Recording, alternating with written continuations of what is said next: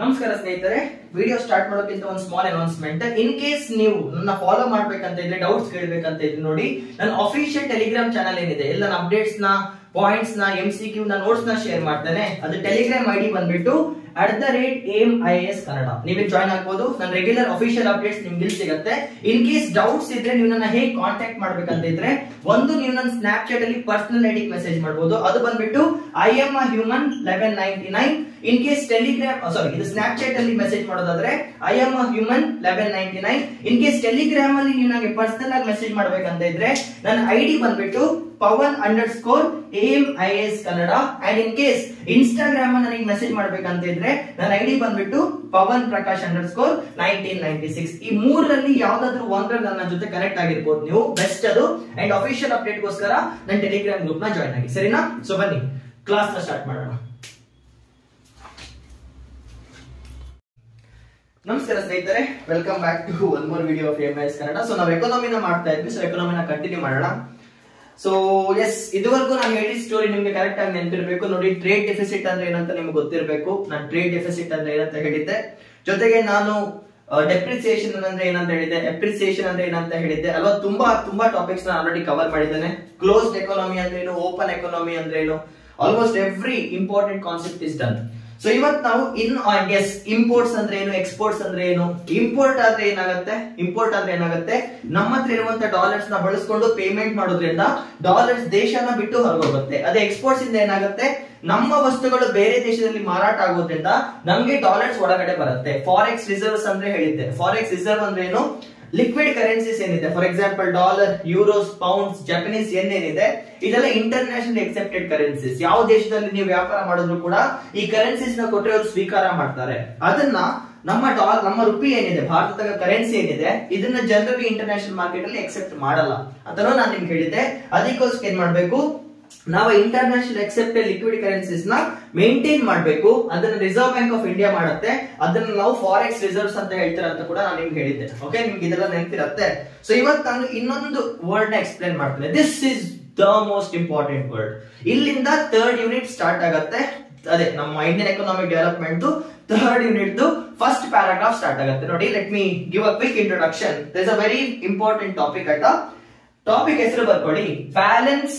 B for balance, balance. B ಅಂದ್ರೆ balance, ನೀವು full ಬರ್ಕೊಳ್ಳಿ. Balance of, OF, balance, BALANC, of, OF, payment, BOP, payments, PAYMENTS, balance of payments, BOP ಅಂತ ಕರೀತಾರೆ.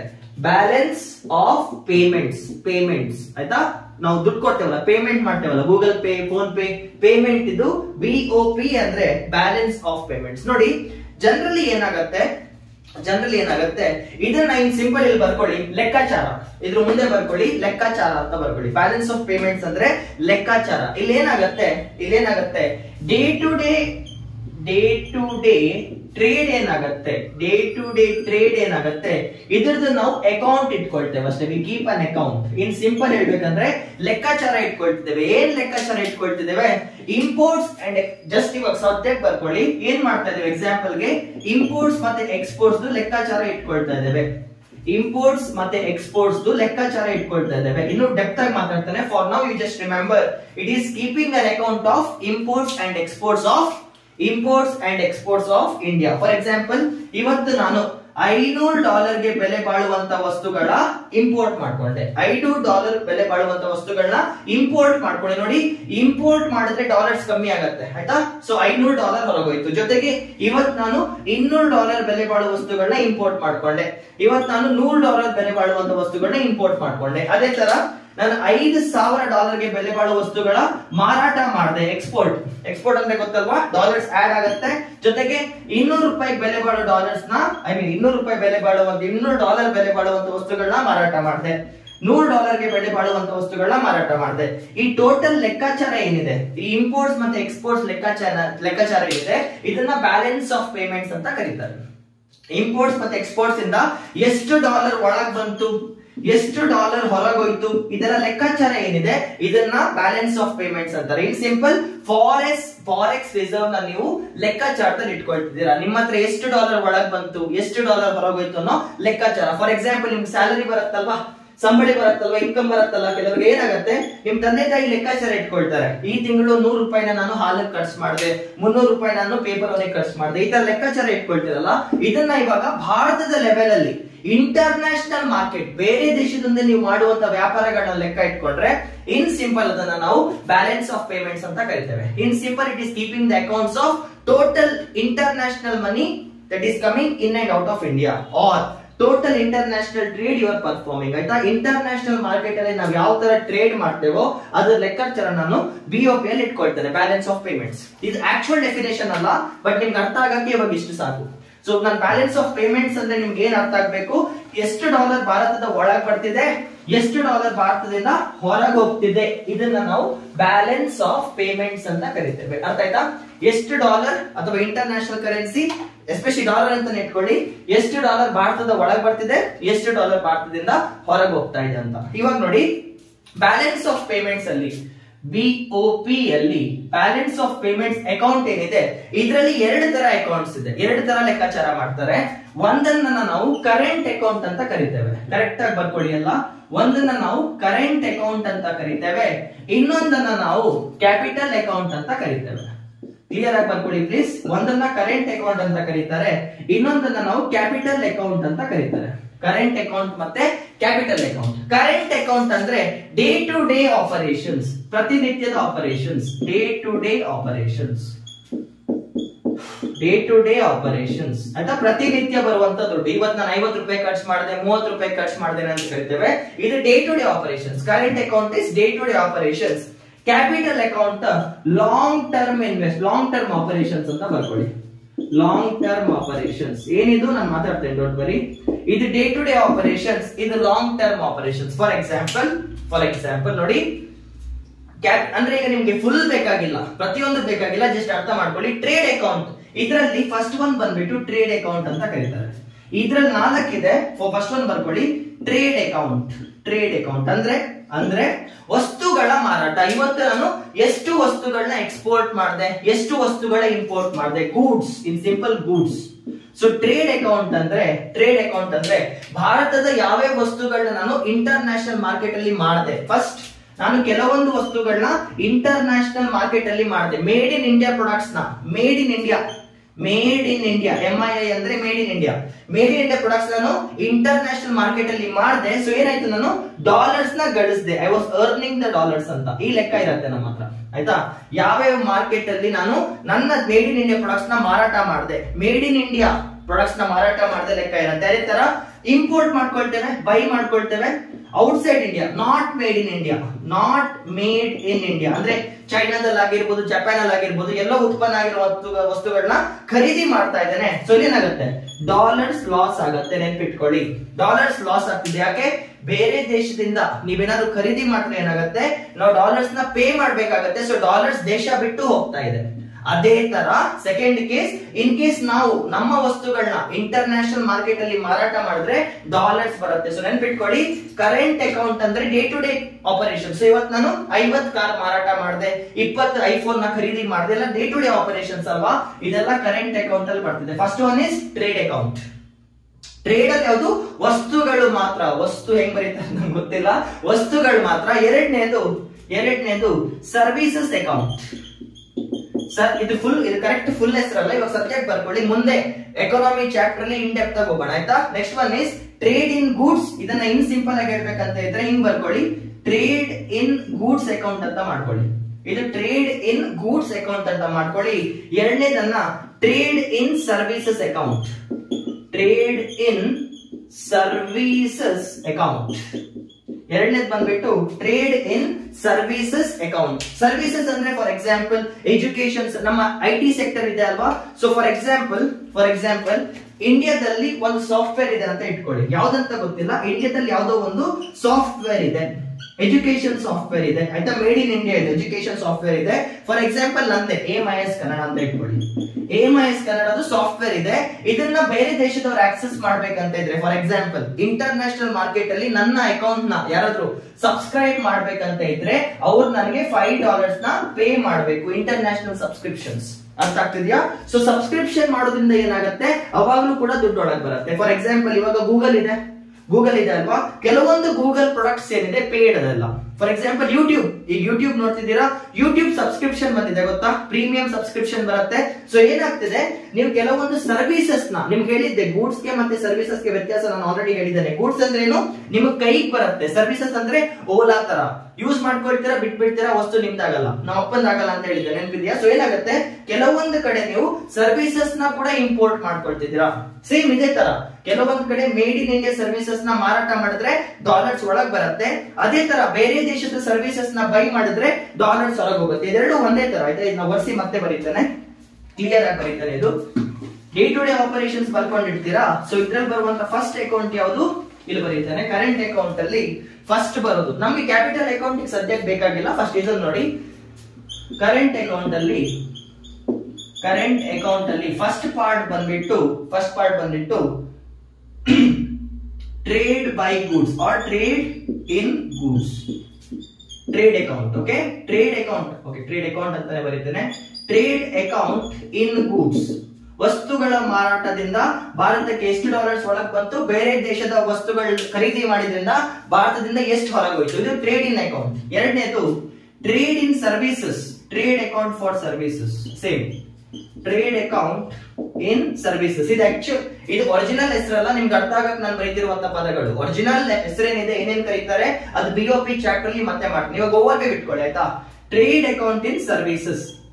So ಬೇರೆ ದೇಶದ services ನ ತಗೊಂಡಿದ್ದಕ್ಕೆ ನಮ್ಗೆ ಎಷ್ಟು ಲಾಸ್ ಆಯ್ತು ಅಥವಾ ಎಷ್ಟು ಡಾಲರ್ ಹೊರಗೋಯ್ತು, ಹಾಗೂ ಬೇರೆ ದೇಶದವರು ನಮ್ ಸರ್ವಿಸಸ್ ನ ಖರೀದಿ ಮಾಡಿದಕ್ಕೆ ನಮ್ಗೆ ಎಷ್ಟು ದುಡ್ಡು ಒಳಗ್ ಬಂತು, ಇದೆರಡು ಅರ್ಥ ಆಯ್ತಾ. ಇದಾದ್ಮೇಲೆ ಬರ್ಕೊಳ್ಳಿ ಫ್ರೆಂಡ್ಸ್, ಮೂರನೇದ್ ಬರುತ್ತೆ. Please make a note of this. ಮೂರನೇದ್ ಬಂದ್ಬಿಟ್ಟು ರೆಮಿಟೆನ್ಸಸ್. ಟೆನ್ಷನ್ ತಗೋಬೇಡಿ, ಬರ್ಕೊಳ್ಳಿ. ರೆಮಿಟೆನ್ಸಸ್ ಅಂತ ಕೂಡ ಕರೀತಾರೆ, ರೆಮಿಟೆನ್ಸಸ್ ಅಂತ ಕೂಡ ಕರೀತಾರೆ. ಬರ್ಕೊಳ್ಳಿ ಈ ಪದನ, ರೆಮಿಟೆನ್ಸಸ್ ಅಂತ ಬರ್ಕೊಳ್ಳಿ. ರೆಮಿಟೆನ್ಸ್ ಅಂದ್ರೆ ಇದನ್ನ ಸಿಂಪಲ್ ಆಗಿ ಎಕ್ಸ್ಪ್ಲೇನ್ ಮಾಡ್ಬೇಕಂತ ಇದ್ರೆ ಇಲ್ಲಿ ಮಾಡ್ತಾನೆ. ಓಕೆ, ರೆಮಿಟೆನ್ಸ್ ಅಂದ್ರೆ I will just right it here. Okay, ಅರ್ಥ ಮಾಡ್ಕೊಳ್ಳಿ. ಪದ ದೊಡ್ಡದಾಗಿರ್ಬೋದು, ಮೀನಿಂಗ್ ಸಿಂಪಲ್.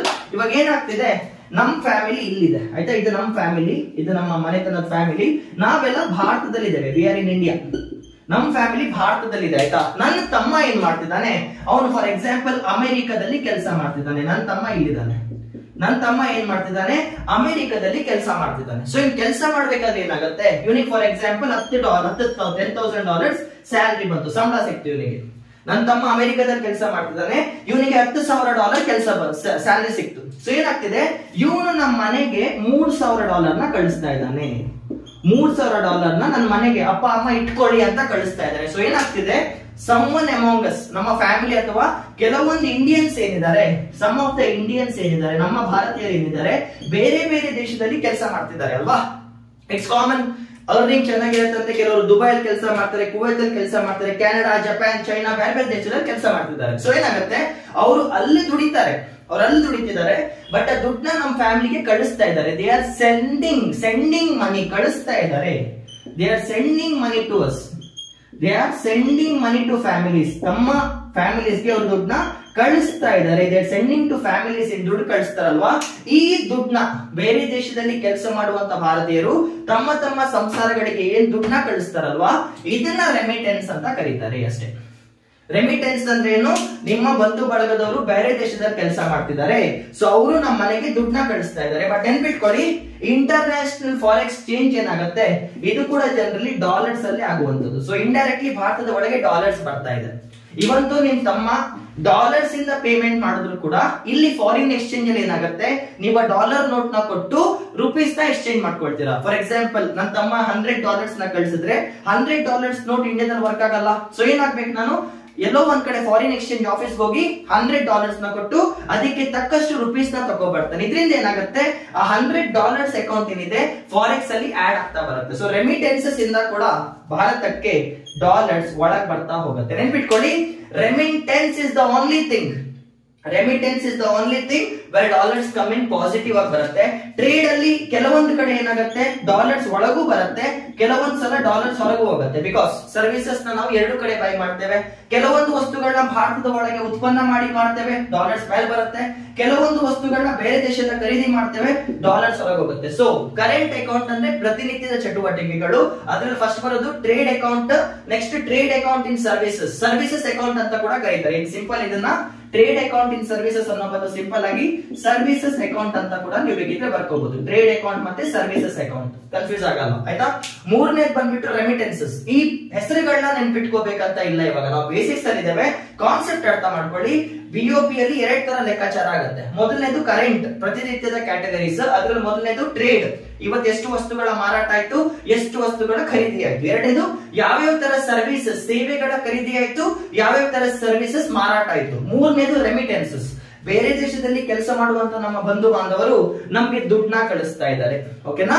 ಅಂಡ್ ನಾಲ್ಕನೇದು ನಿಮ್ಗೆ ಅರ್ಥ ಆಗಲ್ಲ ಬಟ್ ಹೇಳ್ತಾ ಇದ್ದೇನೆ, ಫೋರ್ತ್ ಒನ್ ಇಸ್ ಇನ್ಕಮ್. ನಾಲ್ಕನೇದು ಬಂದ್ಬಿಟ್ಟು ಸಂಬಳ. ಭಾರತಕ್ಕೆ ಸಂಬಳ ಬರುತ್ತೆ ಅಥವಾ ಭಾರತೀಯರಿಗೆ ಬೇರೆ ದೇಶದಿಂದ ಸಂಬಳ ಬರ್ತಾ ಇದೆ. ಇವಾಗ ನಿಮ್ಗೆ ಇದು ಹೇಗಂತ ಕೇಳ್ತೀರಾ, ನಾನು ಎಕ್ಸ್ಪ್ಲೇನ್ ಮಾಡ್ತೇನೆ. ಬಟ್ ಇನ್ ಕೇಸ್ ನಿಮ್ಗೆ ಇದು ಅರ್ಥ ಆಗಿಲ್ಲ ಅಂದ್ರೆ ಟೆನ್ಷನ್ ತಗೋಬೇಕಂತ ಇಲ್ಲ. ನೋಡಿ, ಜನರಲಿ ಏನಾಗುತ್ತೆ ಫಸ್ಟ್ ಸಿಂಪಲ್ ಆಗಿ ಅರ್ಥ ಮಾಡ್ಕೊಳ್ಳಿ, ಜಾಸ್ತಿ ವರಿ ಮಾಡ್ಕೊಳ್ಳೋಕೆ ಹೋಗ್ಬೇಡಿ, ಆಯ್ತಾ. ಒಂದ್ ಕೆಲಸ ಮಾಡ್ತಾರೆ, ಇದನ್ನ ಡಿಲೀಟ್ ಮಾಡ್ತಾ ಇದ್ದೇನೆ, ಆಯ್ತಾ. ಸದ್ಯಕ್ಕೆ ಈಗ ಫಸ್ಟ್ ಕರೆಂಟ್ ಅಕೌಂಟ್ ಕಂಪ್ಲೀಟ್ ಮಾಡೋಣ. ನೋಡಿ, ಜನರಲಿ ಏನಾಗುತ್ತೆ, ನಾನ್ ಭಾರತೀಯ ಅಲ್ವಾ, ನಾನೊಬ್ಬ ಭಾರತೀಯ ಅಲ್ವಾ. ಸೊ ನನ್ನ ಹತ್ರ ತುಂಬಾ ದುಡ್ಡಿದೆ ಅಂತ ಇಟ್ಕೊಳ್ಳಿ. ಫಾರ್ ಎಕ್ಸಾಂಪಲ್, ನನ್ನ ಹತ್ರ 300 ಕೋಟಿ ಇದೆ, ಇಲ್ಲ 300 ರೂಪಾಯಿ ಕೂಡ ಇಲ್ಲ, ಬಟ್ ನನ್ನ ಹತ್ರ ಇವಾಗ ಏನಿದೆ, 300 ಕೋಟಿ ಇದೆ. ನಾನು ಭಾರತೀಯ, I am an Indian. But ನನ್ನ ಹತ್ರ ಎಷ್ಟಿದೆ, 300 ಕೋಟಿ ಇದೆ. 300 ಕೋಟಿ, 300 ರೂಪಾಯಿ ಕೂಡ ಇಲ್ಲ, ಬಟ್ 300 ಕೋಟಿ ಇದೆ. ಸೊ ಏನಾಗ್ತಿದೆ, ಅಮೆರಿಕದಲ್ಲಿ ಫಾರ್ ಎಕ್ಸಾಂಪಲ್, ಅಮೆರಿಕದಲ್ಲಿ ಯಾವುದೋ ಒಂದು ಕಂಪನಿ ಇದೆ, ಅಮೆರಿಕದಲ್ಲಿ ಯಾವುದೋ ಒಂದು ಹೊಸ ಕಂಪನಿ ಸ್ಟಾರ್ಟ್ ಆಗ್ತಾ ಇದೆ.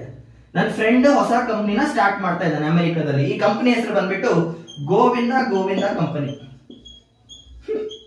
ಈ ಕಂಪನಿ ಹೆಸರು ಬಂದ್ಬಿಟ್ಟು ಗೋವಿಂದ ಕಂಪನಿ ಅಂತ ಏನೋ ಒಂದು ಕಂಪನಿ ಸ್ಟಾರ್ಟ್ ಮಾಡಿದಾನೆ, ಆಯ್ತಾ. ಸೊ ಏನಾಗ್ತಿದೆ, ಮಚ್ಚ ನೀನ್ ನನ್ನ ಕಂಪನಿಯಲ್ಲಿ ಇನ್ವೆಸ್ಟ್ ಮಾಡು, ನೀನು ಕೂಡ ಇನ್ವೆಸ್ಟರ್ ಆಗು. ನಿನ್ನ ಹತ್ರ 300 ಕೋಟಿ ಇದೆ ಅಲ್ವಾ, ಅದರಲ್ಲಿ 100 ಕೋಟಿನ ನನ್ನ ಕಂಪನಿಯಲ್ಲಿ ಹಾಕು. ಯು ಬಿಕಮ್ ಮೈ ಪಾರ್ಟ್ನರ್, ಇಬ್ರು ಸೇರಿ ಬಿಸ್ನೆಸ್ ಸ್ಟಾರ್ಟ್ ಮಾಡೋಣ ಅಂತ ಹೇಳ್ತಿದ್ದಾನೆ. ಏನ್ ಹೇಳ್ತಿದ್ದಾನೆ, ಗೋವಿಂದ ಕಂಪನಿಗೆ ನಾವಿಬ್ರು ಸೇರಿ ಒಂದು ಹೊಸ ಕಂಪನಿ ಕಟ್ಟೋಣ, ನೀನ್ 100 ಕೋಟಿ ಇನ್ವೆಸ್ಟ್ ಮಾಡು ಅಂತ ಹೇಳ್ತಿದ್ದಾನೆ. ಅರ್ಥ ಆಯ್ತಾ. ಇದರಿಂದ ಏನಾಗುತ್ತೆ, ಕಂಪನಿ ಕಟ್ಟಿದ್ವಿ ಅಂತ ಇಟ್ಕೊಳ್ಳಿ, ಕಂಪನಿ ಚೆನ್ನಾಗಿ ಕೆಲಸ ಮಾಡ್ತು, ನಮ್ಗೆ 50 ಕೋಟಿ ಲಾಭ ಆಯ್ತು. ಎಕ್ಸಾಂಪಲ್, ಈ ತರ ಆಗದೇ ಇಲ್ಲ, ಸುಮ್ನೆ ಡೌಟ್ ಈ ತರ ಆಗೋದು. 100 ಕೋಟಿ ಹಾಕಿದ್ದೆ, ನಮ್ ಕಂಪನಿಗೆ 50 ಕೋಟಿ ವಾಪಸ್ ಬಂತು, ಪ್ರಾಫಿಟ್ ಬಂತು, ಆಯ್ತಾ. ಸೊ ಇವಾಗ ಏನಾಗುತ್ತೆ, ಈ ಪ್ರಾಫಿಟ್ ಅಲ್ಲಿ ನನ್ನ ಫ್ರೆಂಡ್ಗೂ ಕೂಡ ಶೇರ್ ಇದೆ, ನನ್ಗೂ ಕೂಡ ಶೇರ್ ಇದೆ ಅಲ್ವಾ. 50 ಕೋಟಿ ಇಬ್ರು ಸೇರಿ ಅರ್ನ್ ಮಾಡಿದ್ದೇವೆ, ನನ್ನ ಫ್ರೆಂಡ್ಗೂ ಇದ್ರಲ್ಲಿ ಪಾಲಿದೆ, ನನ್ಗೂ ಇದ್ರಲ್ಲಿ ಪಾಲಾಗಿದೆ. ಸೊ ಏನಾಗುತ್ತೆ, ನನ್ನ ಫ್ರೆಂಡ್ ನಂಗೆ 25 ಕೋಟಿನ ಟ್ರಾನ್ಸ್ಫರ್ ಮಾಡ್ತಾನೆ. This is my profit. ನಾನು ಇನ್ವೆಸ್ಟ್ ಮಾಡಿದ್ರೆ ನಂಗೆ ಬಂದಂತ ಲಾಭ, ಇದೆಲ್ಲ ಇನ್ಕಮ್ಸ್ ಬರುತ್ತೆ. ನೋಡಿ, ಇದು ರೆಮಿಟೆನ್ಸಸ್ ಅಲ್ಲ, ಯಾಕೆ, ನನ್ನ ಫ್ರೆಂಡ್ ಕೆಲಸ ಮಾಡಿ ಅವ್ರ ಫ್ಯಾಮಿಲಿಗೆ ಕಳಿಸ್ತಿಲ್ಲ. ಏನಾಗಿದೆ, ಫಸ್ಟ್ ನಾನು ನನ್ನ ದುಡ್ಡನ್ನ ಇಲ್ಲಿ ಇನ್ವೆಸ್ಟ್ ಮಾಡಿದ್ದೇನೆ, ನನ್ನ ದುಡ್ಡನ್ನ ಬಂಡವಾಳ ಹಾಕಿದ್ದೇನೆ ಇಲ್ಲಿ, ಆ ಬಂಡವಾಳದಿಂದ ಬಂದಂತ ಲಾಭನ ತಗೊಳ್ತಾ ಇದ್ದಾನೆ. ಬಟ್ ಈ ಲಾಭ ಏನಿದೆ, ಬೇರೆ ದೇಶದಿಂದ ಬರ್ತಿದೆ. ಇದನ್ನ ನಾವು ಜನರಲಿ ಪ್ರಾಫಿಟ್ ಅಂತ ಕರೀತೇವೆ. ಎಕನಾಮಿಕ್ ಟರ್ಮ್ಸ್ ಅಲ್ಲಿ ಇದನ್ನ ಡಿವಿಡೆಂಡ್ ಅಂತ ಕೂಡ ಕರೀತಾರೆ. ಡಿವಿಡೆಂಡ್ ಅಂತ ಕೂಡ ಕರೀತಾರೆ, ಅಥವಾ ಪ್ರಾಫಿಟ್ ಅಂತ ಕರೀತಾರೆ. ಇದು ಒಂದು ತರ. ಇಲ್ಲೇನಾಗಿದೆ, ನನ್ನ ಹತ್ರ ಇರುವಂತ ದುಡ್ಡನ್ನ ನನ್ನ ಕಂಪನಿಯಲ್ಲಿ ಇನ್ವೆಸ್ಟ್ ಮಾಡಿದ್ರೆ ಅಲ್ಲಿ ಲಾಭ ಬಂತು, ಆ ಲಾಭ ವಾಪಸ್ ಭಾರತಕ್ಕೆ ಬಂತು. ಎಷ್ಟು ಬಂತು, 25 ಕೋಟಿ ಡಾಲರ್ಸ್ ಅಂತಾನೆ ಇಟ್ಕೊಳ್ಳಿ. 25 ಕೋಟಿಗೆ ಬೆಲೆ ಬಾಳುವಂತ ಡಾಲರ್ಸ್ ಬಂತು. ಸೊ ಏನಾಗುತ್ತೆ, ಆ ದುಡ್ಡು ಭಾರತಕ್ಕೆ ಬಂದಾಗ ಆ ಡಾಲರ್ಸ್ ನಾನು ರುಪೀಸ್ ಕನ್ವರ್ಟ್ ಮಾಡ್ಕೊಳ್ತೇನೆ. ಸೊ ಒಳಗೆ ನನ್ನ ಫ್ರೆಂಡ್ ಇಲ್ಲಿಂದ 50 ಕೋಟಿ ಅಲ್ವಾ, ಫಾರ್ ಎಕ್ಸಾಂಪಲ್ ಒಂದು $25,000 ಕಳಿಸ್ದ ಅಂತ ಇಟ್ಕೊಳ್ಳಿ. ನನ್ನ ಪ್ರಾಫಿಟ್ ಅವ್ನು ಡಾಲರ್ಸ್ ಅಲ್ಲಿ ಕಳಿಸ್ತಾನೆ, because it is in USA, America ಅಲ್ವಾ ಈ ಕಂಪನಿ ಇರೋದು. ಸೊ $25,000 ಭಾರತದ ಒಳಗೆ ಬರುತ್ತೆ. ಆ ಡಾಲರ್ ನ ಸರ್ಕಾರ ಇಟ್ಕೊಂಡು ಅಥವಾ ರಿಸರ್ವ್ ಬ್ಯಾಂಕ್ ಆಫ್ ಇಂಡಿಯಾ ಇಟ್ಕೊಂಡು ನನಗೆ ರುಪೀಸ್, ಅದ್ರ ಬದಲಾಗಿ ಎಷ್ಟು ರೂಪಾಯಿ ಆಗುತ್ತೋ ಅಷ್ಟು ರೂಪಾಯಿ ಕೊಡ್ತಾರೆ. ಸೊ ಇದ್ರಲ್ಲಿ ಏನಾಗ್ತಿದೆ, ಭಾರತದ ಒಳಗೆ ಡಾಲರ್ಸ್ ಜಾಸ್ತಿ ಆಗ್ತಿದೆ. This is one of the way of receiving the income. ಇದು ಒಂದು ರೀತಿ ಯಾವುದು, ನೀವು ಯಾವ್ದೋ ಒಂದು ಬಿಸ್ನೆಸ್ ಅಲ್ಲಿ ಇನ್ವೆಸ್ಟ್ ಮಾಡಿದ್ರಿ, ಆ ಇನ್ವೆಸ್ಟ್ಮೆಂಟ್ ಇಂದ ರಿಟರ್ನ್ ಪ್ರಾಫಿಟ್ ಏನ್ ಬರುತ್ತೆ, ಪ್ರಾಫಿಟ್ ಇಲ್ಲಿ ಬರ್ಕೊಳ್ಳಿ, ಪ್ರಾಫಿಟ್ ಏನ್ ಬರ್ತಿದೆ, that is also a part of current account. ಇನ್ನೊಂದು ಕೂಡ ಹೇಳ್ತೇನೆ ಇದರಲ್ಲಿ, ಒಂದು ಪ್ರಾಫಿಟ್, ನೀವು ಬೇರೆ ದೇಶದಲ್ಲಿ ಇನ್ವೆಸ್ಟ್ ಮಾಡಿದ್ರಿ, ಸೊ ನಿಮ್ಗೆ ಪ್ರಾಫಿಟ್ ಬಂತು, ಓಕೆ. ಅಂಡ್ ನೆನ್ಪಿಟ್ಕೊಳ್ಳಿ, ನಿಮ್ಗೆ ಪ್ರಾಫಿಟ್ ದಿನನಿತ್ಯ ಲೆಕ್ಕದಲ್ಲೇ ಬರೋದು. ಒಂದ್ಸಲ ಬಂದ್ರೆ ಮುಗೀತು. ಒಂದ್ಸಲ ನಿಮ್ಗೆ ಒಂದು ಪಾರ್ಟ್ ಆಫ್ ಪ್ರಾಫಿಟ್ ಬಂದ್ರೆ ಮತ್ತೆ ನಿಮ್ಗೆ ಬೇರೆ ಪ್ರಾಫಿಟ್, ಬೇರೆ ಅರ್ನಿಂಗ್ಸ್ ಮೇಲೆ ಬರ್ತಾ ಇರೋದು. So it's one day. ಮಚ್ಚ ತಗೋ ನಿನ್ ಲಾಭ ಅಂತ ನನ್ನ ಫ್ರೆಂಡ್ ಒಂದೇ ದಿನದಲ್ಲಿ ಕೊಡ್ತಾನಲ್ವಾ, ಅದಕ್ಕೆ ಕರೆಂಟ್ ಅಕೌಂಟ್ ಬರುತ್ತೆ. ಎರಡನೇದು, ನನ್ನ ಹತ್ರ 300 ಕೋಟಿ ಇದೆ. ಮತ್ತೆ 300 ಕೋಟಿ ಇಲ್ಲ, ಆಯ್ತಾ? ನನ್ನ ಹತ್ರ 300 ಕೋಟಿ ಇದೆ. ನಾನು ಭಾರತದಲ್ಲಿದ್ದಾನೆ, ನನ್ನ ಫ್ರೆಂಡ್ ಅಮೆರಿಕದಲ್ಲಿದ್ದಾನೆ, USA. ಇವಾಗ ನೋಡಿ ಡಿಫ್ರೆಂಟ್. ಇವಾಗ ನನ್ನ ಫ್ರೆಂಡ್ ಅಮೆರಿಕದಲ್ಲಿದ್ದಾನೆ, ಇವನು ಮತ್ತೆ ಗೋವಿಂದ ಕಂಪನಿ ಕಟ್ಟಬೇಕಂತ ಇದ್ದಾನೆ, ಆಯ್ತಾ? ನನ್ನ ಫ್ರೆಂಡ್ ಅಮೆರಿಕದಲ್ಲಿದ್ದಾನೆ, ಇವನು ಮತ್ತೆ ಗೋವಿಂದ ಎಂಟರ್ಪ್ರೈಸಸ್ ಕಟ್ಟಬೇಕಂತ ಇದ್ದಾನೆ, GGE ಗೋವಿಂದ ಎಂಟರ್ಪ್ರೈಸಸ್. ಇವಾಗ ನನ್ನ ಫ್ರೆಂಡ್ ಏನ್ ಹೇಳ್ತಾನೆ, ಮಚ್ಚ ಒಂದ್ ಕೆಲಸ ಮಾಡು, ನನಗೆ 100 ಕೋಟಿನ ಸಾಲ ಕೊಡು ಅಂತಿದ್ದಾನೆ. ನೋಡಿ, ಈ ಸಲ ಅವನು ಲೋನ್ ಕೇಳ್ತಿದ್ದಾನೆ.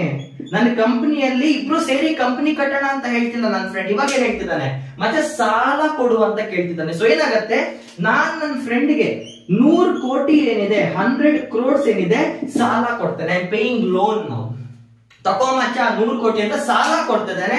ನನ್ನ ಫ್ರೆಂಡ್ ಕಂಪ್ನಿ ಚೆನ್ನಾಗಿ ಕೊಡ್ತು, ಅವನಿಗೆ ಮತ್ತೆ 50 ಕೋಟಿ ಪ್ರಾಫಿಟ್ ಆಯ್ತು. ಗೋವಿಂದ ಕಂಪ್ನಿಯಲ್ಲಿ 50 ಕೋಟಿ ಪ್ರಾಫಿಟ್ ಆಯ್ತು ಅಥವಾ ಲಾಸ್ ಆಯ್ತು, ನನಗೂ ಅದಕ್ಕೆ ಸಂಬಂಧನೇ ಇಲ್ಲ. ಇವಾಗೇನು, ನನಗೆ ಲಾಭ ಆದ್ರೇನು ನಷ್ಟ ಆದ್ರೇನು, ನಾನ್ ನನ್ನ ಫ್ರೆಂಡ್ಗೆ ಸಾಲ ಕೊಟ್ಟಿದ್ದೇನೆ. ಸೊ ಪ್ರತಿ ವರ್ಷನೋ ಪ್ರತಿ ತಿಂಗಳು ಅವನ್ ನನ್ಗೆ ಬಡ್ಡಿ ಕೊಡ್ಬೇಕು. ಅವ್ನು ನನ್ಗೆ ಏನ್ ಕೊಡ್ಬೇಕು, ಇವಾಗ ಬಡ್ಡಿ ಕೊಡ್ಬೇಕು. He has to pay me the interest. ಅವನು ನನಗೆ ಬಡ್ಡಿ ಕೊಡ್ಬೇಕು, ಇಂಟ್ರೆಸ್ಟ್ ಕಟ್ಬೇಕಾ ನನ್ನ ಮಗ. ಯಾಕೆ, ನನ್ನ ಹತ್ರ ಸಾಲ ತಗೊಂಡಿದ್ದಾನೆ, ನನಗೆ ಪ್ರತಿ ವರ್ಷ ನನಗೆ ಇಂಟ್ರೆಸ್ಟ್ ಬರ್ಬೇಕು, ನನ್ ಬಡ್ಡಿ ಬರ್ಬೇಕು. ಬಟ್ ಏನಾಗ್ತಿದೆ, ಬಡ್ಡಿ ಕೂಡ ಬೇರೆ ದೇಶದಿಂದಾನೇ ಬರ್ತಿದೆ ಅಲ್ವಾ. ಇದು ನನಗೆ ಇನ್ಕಮ್ಮೆ. ಈ ಇಂಟ್ರೆಸ್ಟ್ ಏನಿದೆ ಇದು ಕೂಡ ನನಗೆ ಇನ್ಕಮ್ಮೆ. ನಾನು ಇನ್ವೆಸ್ಟ್ ಮಾಡಿದ್ದೆ ಲೋನ್ ಪ್ರಕಾರ, ಬಟ್ ನನಗೆ ಇನ್ ರಿಟರ್ನ್ ಇಂಟ್ರೆಸ್ಟ್ ಬರ್ತಿದೆ ಅಲ್ವಾ. So interest is also a form of income. So ನಿಮ್ಗೆ ಅರ್ಥ ಆಗ್ತಿದೆ ಇನ್ಕಮ್ ಯಾವ ತರ ಬರುತ್ತೆ ಅಂತ. ಒಂದು, ನೀವು ಇನ್ವೆಸ್ಟ್ ಮಾಡಿದ್ರಿ, ನೀವು ಪ್ರಾಫಿಟ್ ಎತ್ಕೊಂಡ್ರಿ, ಲಾಭ ಎತ್ಕೊಂಡ್ರಿ, ಅಥವಾ ನೀವು ಸಾಲ ಕೊಟ್ರಿ, ನೀವು ಇಂಟ್ರೆಸ್ಟ್ ಎತ್ಕೊಂಡ್ರಿ, ಇದೆಲ್ಲ ಲೋನ್ ಕ್ಯಾಟಗರಿ, ಇದೆಲ್ಲ ಕೂಡ ಇನ್ಕಮ್ ಕ್ಯಾಟಗರಿಗೆ ಬರುತ್ತೆ, ಆಯ್ತಾ? ರೆಮಿಟೆನ್ಸ್ ಅಂದ್ರೆ ಬೇರೆ ದೇಶದಲ್ಲಿ ಕೆಲಸ ಮಾಡುವಂತ ನಿಮ್ಮ ಬಂಧು ಬಾಂಧವರು ನಿಮ್ಗೆ ದುಡ್ಡನ್ನ ಕಳಿಸ್ತಾ ಇದ್ದಾರೆ.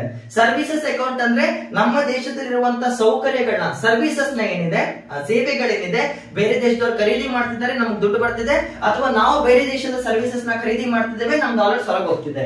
ಟ್ರೇಡ್ ಅಕೌಂಟ್ ಅಂದ್ರೆ ಏನು, ನಮ್ಮ ದೇಶದ ವಸ್ತುಗಳು ಬೇರೆ ದೇಶದಲ್ಲಿ ಮಾರಾಟ ಆದಾಗ ಭಾರತದ ಒಳಗೆ ಡಾಲರ್ಸ್ ಬರುತ್ತೆ.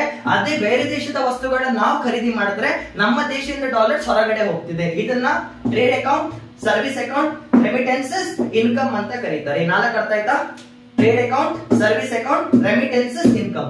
ಬಟ್ ನೆನ್ಪಿಟ್ಕೊಳ್ಳಿ these are two way transactions. ಇದು ಟೂ ವೇ ಆಕ್ಚುಲಿ, ಇದೆಲ್ಲ ಟೂ ವೇ ಟ್ರಾನ್ಸಾಕ್ಷನ್ಸ್. ಅಂದ್ರೆ ಅರ್ಥ ಏನು, ಬೇರೆ ದೇಶದವರು ನಮ್ಮ ದೇಶದಲ್ಲಿ ಇನ್ವೆಸ್ಟ್ ಮಾಡಿದ್ರೆ, ಇವಾಗ ಕೇಳಿಸ್ಕೊಡಿ, ಇಲ್ಲೇನ್ ಹೇಳ್ತಿದ್ದೆ, ನಾನು ಬೇರೆ ದೇಶದಲ್ಲಿ ಇನ್ವೆಸ್ಟ್ ಮಾಡ್ತಿದ್ದೇನೆ, ಓಕೆ. ರಿವರ್ಸ್ ಆದ್ರೆ ನನ್ನ ಫ್ರೆಂಡ್ ನನ್ನ ದೇಶದಲ್ಲಿ ಇನ್ವೆಸ್ಟ್ ಮಾಡಿದ್ರೆ, ಸೊ ಏನಾಗುತ್ತೆ, ಇನ್ಕಮ್ ಒಳಗ್ ಕೂಡ ಬರುತ್ತೆ. ಯಾವಾಗ, ನಾನು ಬೇರೆ ದೇಶದಲ್ಲಿ ಇನ್ವೆಸ್ಟ್ ಮಾಡಿದಾಗ.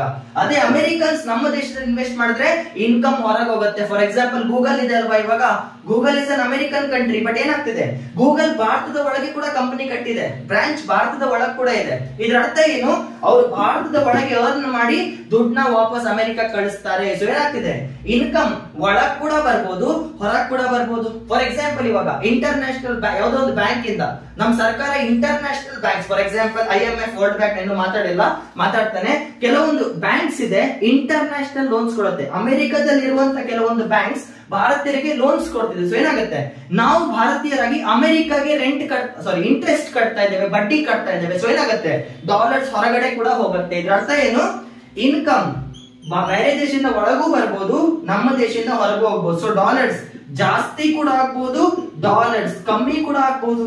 ಬಿಕಾಸ್ ಜಸ್ಟ್ ಲೈಕ್ ನಮ್ಮ ದೇಶದಲ್ಲಿ ಇನ್ವೆಸ್ಟ್ ಮಾಡಿರೋರಿಗೆ ಹೇಗೆ ನಾವು ದುಡ್ಡು ಕೊಡ್ತಿದ್ದೇವೋ, ಅದೇ ತರ ಅವರಿಗೂ ಕೂಡ ನಾವು ದುಡ್ಡು ಕೊಡ್ಬೇಕಾಗತ್ತೆ. ಇಲ್ಲೂ ಕೂಡ ಕೆಲವೊಂದು ವಸ್ತುಗಳನ್ನ ನಾವು ಖರೀದಿ ಮಾಡಿದಾಗ, ನಾವು ಯಾವಾಗ ಇಂಪೋರ್ಟ್ ಮಾಡ್ತೇವೋ ಡಾಲರ್ಸ್ ಕಮ್ಮಿ ಆಗತ್ತೆ, because payment is made in dollars. ಅದೇ ನಾವು ಯಾವ್ದಾದ್ರು ವಸ್ತುನ ಎಕ್ಸ್ಪೋರ್ಟ್ ಮಾಡಿದಾಗ ಡಾಲರ್ಸ್ ಜಾಸ್ತಿ ಆಗತ್ತೆ, because we receive the payment in dollars. ಇದು ನಿನ್ನೆ ಹೇಳಿದ್ ನಿಮಗೆ ನೆನಪಿರುತ್ತೆ.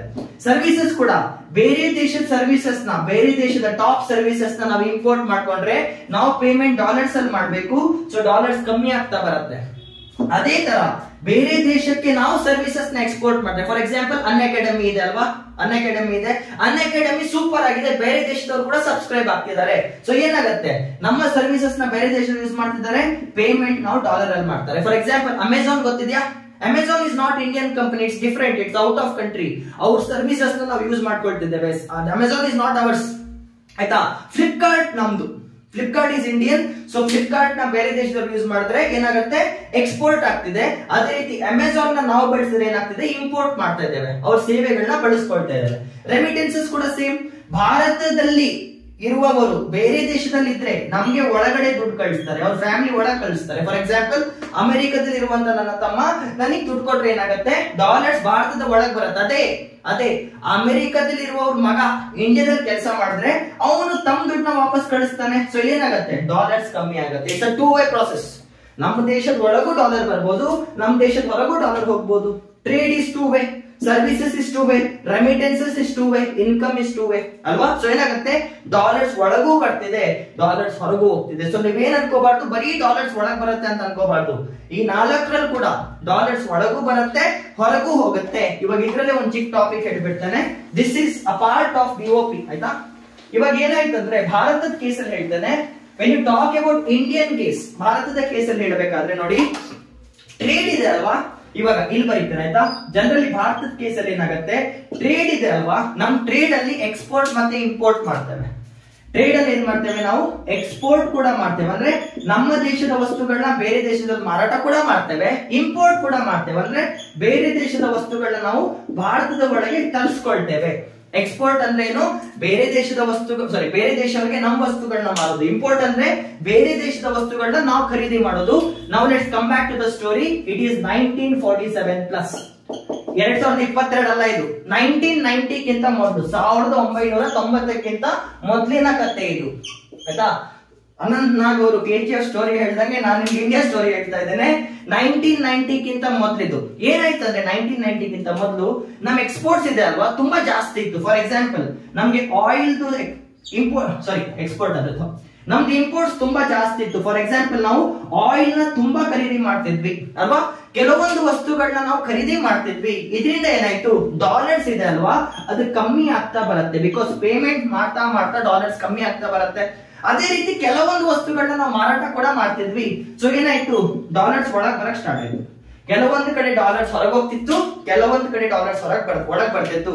ಬಟ್ ಪ್ರಾಬ್ಲಮ್ ಏನಂದ್ರೆ, ಇನ್ ಕೇಸ್ ನಾವು $10,000 ಬೆಲೆ ಬಾಳುವ ವಸ್ತುಗಳ ಖರೀದಿ ಮಾಡಿದ್ರೆ, ಮೈನಸ್ ಭಾರತನ ಬಿಟ್ಟು ಹೊರಗೆ ಹೋಗ್ತಿದ್ದೆ ಡಾಲರ್, $10,000 ಬೆಲೆ ಬಾಳುವ ವಸ್ತುಗಳನ್ನ ಖರೀದಿ ಮಾಡಿದ್ರೆ ಬರೀ ಅಪ್ರಾಕ್ಸಿಮೇಟ್ ಹೇಳ್ತಾ ಇದ್ದೇನೆ, $2,000 ಬೆಲೆ ಬಾಳುವಂತ ವಸ್ತುಗಳನ್ನ, ಬರೀ ಒಂದು ಆವರೇಜ್ $2,000 ಬೆಲೆ ಬಾಳುವಂತ ವಸ್ತುಗಳನ್ನ ಮಾರಾಟ ಮಾಡ್ತಿದ್ವಿ. $10,000 ಬೆಲೆ ಬಾಳುವ ವಸ್ತುಗಳನ್ನ ಖರೀದಿ ಮಾಡ್ತಿದೀವಿ, $10,000 ದೇಶ ಬಿಟ್ಟು ಹೊರಗೆ ಹೋಗ್ತಿದೆ, ಬರೀ $2,000 ಬೆಲೆ ಬಾಳುವ ವಸ್ತುನ ಇನ್ಕಮ್ ಮಾಡ್ತಿದ್ವಿ. ಸೊ ಡಿಫ್ರೆನ್ಸ್ ಎಷ್ಟಾಯ್ತು ಇಲ್ಲಿ, -$8,000 ಆಗ್ತಿದೆ. ಕಾಣ್ತಿದ್ಯಾ, ಲೆಕ್ಕಾಚಾರ ಮಾಡಿದಾಗ ಏನಾಯ್ತು, ಭಾರತದಿಂದ $8,000 ಹೊರಗೆ ಹೋಗ್ತಿದೆ. ಆನ್ ಅ ಡೇ ಭಾರತದಿಂದ $8,000 ಒಳಗೆ ಹೋಗ್ತಿದೆ. ಸೊ ಏನಾಗುತ್ತೆ, ನಮ್ಮ ಫಾರೆಕ್ಸ್ ರಿಸರ್ವ್ ಅಲ್ಲಿ ಎಷ್ಟು ಡಾಲರ್ ಇತ್ತಲ್ವಾ, ಫಾರೆಕ್ಸ್ ರಿಸರ್ವ್ ಗೊತ್ತಿದೆ ಅಲ್ವಾ, ನಿನ್ನೆ ಹೇಳಿದ್ದೆ, the place where we maintain the international liquid currency. ಇದ್ರಲ್ಲಿ ಏನಾಯ್ತು, ಇವಾಗ $8,000 ಕಮ್ಮಿ ಆಗಿದೆ ಓವರ್ ಆಲ್. ಕಂಪೇರ್ ಮಾಡಿ ನೋಡಿ. ಈಗ ಫಾರ್ ಎಕ್ಸಾಂಪಲ್ ಹಳೆ ಎಷ್ಟಿತ್ತು ನಂಗೆ ಗೊತ್ತಿಲ್ಲ, ಇವತ್ತು ನನಗೆ $10,000 ಭಾರತದಿಂದ ಹೊರಗೋಗಿದೆ, ಅಂದ್ರೆ ಫಾರೆಕ್ಸ್ ರಿಸರ್ವ್ ಇಂದ $10,000 ಹೊರಗೋಯ್ತು. ಬಟ್ ನನಗೆ $2,000 ಒಳಗೆ ಬರ್ತಿದೆ. ಸೊ $2,000 ನ ಆಡ್ ಮಾಡಿದ್ರು ಕೂಡ ಟೋಟಲ್ ಏನಾಯ್ತು, $8,000 ಕಮ್ಮಿ ಆಯ್ತು. ಇದನ್ನ ಮೈನಸ್ ನಾನು ನಿನ್ನೆ ನಿಮ್ಗೊಂದು ವರ್ಡ್ ಹೇಳಿದ್ದೆ. ಮೈನಸ್ ಅಂದ್ರೆ ಏನಂತ ಕರೀತಾರೆ, ಡೆಫಿಸಿಟ್ ಅಂತ ಕರೀತಾರೆ. ಇದನ್ನ ಡೆಫಿಸಿಟ್ ಅಂತ ಕರೀತಾರೆ. ಇದು ನಮ್ಗೆ ಟ್ರೇಡ್ ಇಂದ ಆಗ್ತಿದೆ ಅಲ್ವಾ. ಈ ಡೆಫಿಸಿಟ್ ಯಾಕೆ ಬರ್ತಿದೆ, since we are performing the trade, ಇದನ್ನ ಟ್ರೇಡ್ ಡೆಫಿಸಿಟ್ ಅಂತಾರೆ. ನಾನು ನಿನ್ನೆ ನಿಮ್ಗೆ ಇದ್ರ ಬಗ್ಗೆ ಹೇಳಿದ್ದೆ, ಪ್ರೀವಿಯಸ್ ಕ್ಲಾಸ್ ಅಲ್ಲಿ ಟ್ರೇಡ್ ಡೆಫಿಸಿಟ್ ಬಗ್ಗೆ ಹೇಳಿದ್ದೆ. ಸೊ ನೆನ್ಪಿಟ್ಕೊಳ್ಳಿ, ನಮ್ಮ ಟ್ರೇಡ್ ಅಕೌಂಟ್ ಏನಿದೆ, okay let me come here now. ನಮ್ಮ ಟ್ರೇಡ್ ಅಕೌಂಟ್ ಏನಿದೆ 1947 to 1990 ಆ ಕಾಲದಲ್ಲಿ ನಮ್ಮ ಟ್ರೇಡ್ ಅಕೌಂಟ್ ಏನಿದೆ, ವಿ ವ್ಯಾರ್ ಇನ್ ಡೆಫಿಸಿಟ್. ಇಲ್ಲಿ ನಮ್ ಡೆಫಿಸಿಟ್ ಇತ್ತು. ಡೆಫಿಸಿಟ್ ಇತ್ತು ಅಂದ್ರೆ ಅರ್ಥ ಏನು, ಡಾಲರ್ಸ್ ಕಮ್ಮಿ ಕಮ್ಮಿ ಕಮ್ಮಿ ಆಗಿ ಬರ್ತಿದೆ. ನೆನ್ಪಿಟ್ಕೊಳ್ಳಿ ಫ್ರೆಂಡ್ಸ್, ಡಾಲರ್ಸ್ ಕಮ್ಮಿ ಆಗ್ತಿದೆ ಭಾರತದಿಂದ, ಫಾರೆಕ್ಸ್ ರಿಸರ್ವ್ ಡಿಪ್ಲೀಟ್ ಆಗ್ತಿದೆ, ರೆಡ್ಯೂಸ್ ಆಗ್ತಿದೆ, ಕಡಿಮೆ ಆಗ್ತಿದೆ, ಬೋಳಿಸ್ಕೊಳ್ತಾ ಇದೆ, ಏನಾದ್ರೂ ಅನ್ಕೊಳ್ಳಿ. ಅದೇ ತರ ಸರ್ವಿಸ್ ಸೆಕ್ಟರ್ ಬಂದ್ರು ಕೂಡ ಇವಾಗ ಇವಾಗ ಭಾರತದಲ್ಲಿ ಐಟಿ ಸೆಕ್ಟರ್ ಸಖತ್ತಾಗಿ ವರ್ಕ್ ಆಗ್ತಿದೆ. Bengaluru is IT hub, Hyderabad is IT hub ಇವಾಗ. ಬಟ್ ಅವಾಗ ಬಿಫೋರ್ 1990 ಏನಾಗ್ತಿತ್ತು, ನಮ್ ಸರ್ವಿಸ್ ಸೆಕ್ಟರ್ ಕೂಡ ಅಷ್ಟೊಂದೇನ್ ಚೆನ್ನಾಗಿರ್ಲಿಲ್ಲ. ನಮ್ ಇಲ್ಲೂ ಕೂಡ ಡಾಲರ್ಸ್ ಭಾರತದಿಂದ ಹೊರಗೆ ಹೋಗ್ತಿತ್ತು. ನಮ್ ಸರ್ವಿಸ್ ಸೆಕ್ಟರ್ ಇವಾಗ ತುಂಬಾ ಚೆನ್ನಾಗಿದೆ, ಬಟ್ ಅವಾಗ ನಮ್ ಸರ್ವಿಸ್ ಸೆಕ್ಟರ್ ಅಷ್ಟು ಚೆನ್ನಾಗಿರ್ಲಿಲ್ಲ. ಸೊ ಏನಾಗ್ತಿದೆ, ಇಲ್ಲೂ ಕೂಡ ದುಡ್ಡು ಹೊರಗೆ ಹೋಗ್ತಿದೆ. ಇಲ್ಲೂ ಕೂಡ ದುಡ್ಡು ಅವಾಗ 1990 ಹೊರಗೆ ಹೋಗ್ತಿದೆ. ಜೊತೆಗೆ when you talk about remittances, ನಮ್ದು ಕ್ಲೋಸ್ಡ್ ಎಕಾನಮಿ ನೆನಪಿದಲ್ವ? ಅವಾಗ ಕ್ಲೋಸ್ಡ್ ಎಕಾನಮಿ ಅಂದ್ರೆ ಏನು? ನಾವು ಬೇರೆ ದೇಶದವ್ರನ್ನ ಎಲ್ಲೋ ಮಾಡಲ್ಲ, ನಮ್ ದೇಶದವ್ರನ್ನ ಹೊರಗೋಗ್ಬೇಕು ಅಷ್ಟು ಚೆನ್ನಾಗಿ ಬಿಡಲ್ಲ. We don't let. ಇವತ್ತು ಕೆಲವೊಬ್ರು ಫಾರಿನ್ ಕಂಟ್ರೀಸ್ ಅಲ್ಲಿ ವರ್ಕ್ ಮಾಡಿದ್ರು ಕೂಡ, ಅವಾಗ ಕೆಲವೊಂದು ಫ್ಯಾಮಿಲಿ ಮೆಂಬರ್ಸ್ ಫಾರಿನ್ ಕಂಟ್ರೀಸ್ ಅಲ್ಲಿ ವರ್ಕ್ ಮಾಡಿದ್ರು ಕೂಡ ರೆಮಿಟೆನ್ಸಸ್ ಏನಿದೆ ಅವಾಗ ಅಷ್ಟೇನ್ ಚೆನ್ನಾಗಿರ್ಲಿಲ್ಲ ಅವಾಗ. ಬಟ್ ಇವಾಗ ತುಂಬಾ ಚೆನ್ನಾಗಿದೆ. ಮುಂದೆ 1990 ಆದ್ಮೇಲೆ ಹೇಳ್ತಾನೆ. 1990ಗಿಂತ ಮೊದಲು, ಬಿಫೋರ್ 1990 ಇದು ಸ್ಟೋರಿ. ಓಕೆ, ಬಿಫೋರ್ 1990 ಸ್ಟೋರಿ ಏನಾಗ್ತಿದೆ, ನಮ್ಮ ಹತ್ರ ರೆಮಿಟೆನ್ಸಸ್ ಕೂಡ ಅಷ್ಟೊಂದು ಇರ್ಲಿಲ್ಲ. ಇಲ್ಲೂ ಕೂಡ ನಾವು ಸ್ವಲ್ಪ ಲಾಸ್ ಕಡೆ ಇದ್ವಿ ಅವಾಗ, ಇವಾಗಲ್ಲ ಅವಾಗ. ಆಯ್ತಾ? ಇನ್ಕಮ್ ವಿಷಯಕ್ಕೆ ಬಂದ್ರೆ ಅಂತೂ ಚಾನ್ಸ್ ಇಲ್ಲ. ಯಾಕೆ? We are closed economy. Closed economy ಅಂದ್ರೆ ಏನು? ಬೇರೆ ದೇಶದನ್ನ ನಮ್ಮ ದೇಶಕ್ಕೆ ಬಂದು ಕಂಪ್ನಿ ಓಪನ್ ಮಾಡಕ್ ಬಿಡ್ತಿಲ್ಲ. ಅದೇ ರೀತಿ ನಮ್ಮ ದೇಶದವ್ರನ್ನ ಬೇರೆ ದೇಶಕ್ಕೆ ಹೋಗಕ್ಕೂ ಬಿಡ್ತಿಲ್ಲ. ತುಂಬಾ ರೆಸ್ಟ್ರಿಕ್ಷನ್ಸ್ ಇತ್ತು ಅವಾಗ ಇನ್ವೆಸ್ಟ್ಮೆಂಟ್ ಮೇಲೆ ಕೂಡ ರೆಸ್ಟ್ರಿಕ್ಷನ್ಸ್ ಇತ್ತು. ಫಾರಿನ್ ಇನ್ವೆಸ್ಟ್ಮೆಂಟ್ ನ ನಾವಷ್ಟು ಅಕ್ಸೆಪ್ಟ್ ಮಾಡ್ತಿರ್ಲಿಲ್ಲ. ಇವಾಗಲ್ಲ, ಅವಾಗ 1990ಗಿಂತ ಮೊದಲು ತುಂಬಾ ಕಮ್ಮಿ ಫಾರಿನ್ ಕಂಪನೀಸ್ ಇಂಡಿಯಾದಲ್ಲಿ ಇತ್ತು. ಸೊ ಏನಾಗ್ತಿತ್ತು, ಇಲ್ಲೂ ಕೂಡ ನಮ್ಗೆ ಲಾಸಸ್ ಆಗ್ತಾ ಇತ್ತು. ಸೊ ಓವರ್ ಆಲ್ ನೀವು 1990 ಟೈಮ್ ಪೀರಿಯಡ್ ನೋಡೋದಾದ್ರೆ, ಬಿಫೋರ್ 1990 ಟೈಮ್ ಪೀರಿಯಡ್ ನೋಡೋದಾದ್ರೆ, ಬಿಒಪಿ ಏನಿದೆ, ನಮ್ಮ ಹತ್ರ ಡಾಲರ್ಸ್ ತುಂಬಾ ಕಮ್ಮಿ ಆಗ್ತಾ ಬರ್ತಿತ್ತು. ನೆನ್ಪಿಟ್ಕೊಳ್ಳಿ, ಓವರ್ ದ ಟೈಮ್ ನಮ್ ಡಾಲರ್ಸ್ ಏನಿದೆ ಕಮ್ಮಿ ಆಗಿ ಬರ್ತಿತ್ತು. ನೆನ್ಪಿಟ್ಕೊಳ್ಳಿ. ಸೊ ಏನಾಗ್ತಿದೆ ಇವಾಗ, ಫಾರೆಕ್ಸ್ ಅಲ್ಲಿ ಡಾಲರ್ಸ್ ಕಮ್ಮಿ ಆಗ್ತಿದೆ. ಫ್ರೆಂಡ್ಸ್ ಇವಾಗ ನೆನ್ಪಿಟ್ಕೊಳ್ಳಿ, ಫಾರೆಕ್ಸ್ ಅಲ್ಲಿ ಡಾಲರ್ಸ್ ಕಮ್ಮಿ ಆಗ್ತಿದೆ. ಕಮ್ಮಿ ಆದ್ರೆ ಏನಾಗುತ್ತೆ ನೋಡಿ, ಇನ್ ಕೇಸ್ ನಮ್ಮ ಹತ್ರ ಡಾಲರ್ಸ್ ಇಲ್ಲ, ಮುಗಿದೋಯ್ತು, ನೋ ಮೋರ್ ಡಾಲರ್ಸ್. ಇವಾಗ ಅರ್ಥ ಮಾಡ್ಕೊಳ್ಳಿ, ನಮ್ಮ ಹತ್ರ ಯಾವುದೇ ರೀತಿ ಲಿಕ್ವಿಡ್ ಕರೆನ್ಸಿ ಇಲ್ಲ, ಕಂಪ್ಲೀಟ್ಲಿ ಮಟಾಶ್. ಅದೇ ಪ್ರಾಬ್ಲಮ್ ಏನು, ನಾವು ಆಯಿಲ್ ನ ಇಂಪೋರ್ಟ್ ಮಾಡ್ಬೇಕಲ್ವಾ? ಬಿಕಾಸ್ ಜನರಲಿ ಭಾರತದಲ್ಲಿ ತುಂಬಾ ಕಾರ್ಸ್ ಇದೆ, ತುಂಬಾ ಬೈಕ್ಸ್ ಇದೆ, ತುಂಬಾ ಫ್ಯಾಕ್ಟ್ರೀಸ್ ಇದೆ, that run on oil. So oil stop ಆದ್ರೆ ಏನಾಗುತ್ತೆ, ನಮ್ಮ ಫ್ಯಾಕ್ಟ್ರೀಸ್ ಮುಚ್ಚೋಗತ್ತೆ. ನೆನ್ಪಿಟ್ಕೊಳ್ಳಿ, ಅರ್ಥ ಆಗ್ತಿದ್ಯಾ? ನಮ್ಗೆ ಫಾರೆಕ್ಸ್ ರಿಸರ್ವ್ ತುಂಬಾ ಮುಖ್ಯ. ಯಾಕೆ? ಕೆಲವೊಂದು ವಸ್ತುಗಳು ಭಾರತದಲ್ಲಿ ಇಲ್ಲ, ಕೆಲವೊಂದು ಭಾರತದಲ್ಲಿ ಇಲ್ಲ, ಅದನ್ನ ಖರೀದಿ ಮಾಡ್ಲೇಬೇಕಾಗತ್ತೆ. ಅದಕ್ಕೋಸ್ಕರ ನಾವು ಫಾರೆಕ್ಸ್ ನ ಮೇಂಟೈನ್ ಮಾಡ್ಬೇಕಾಗತ್ತೆ.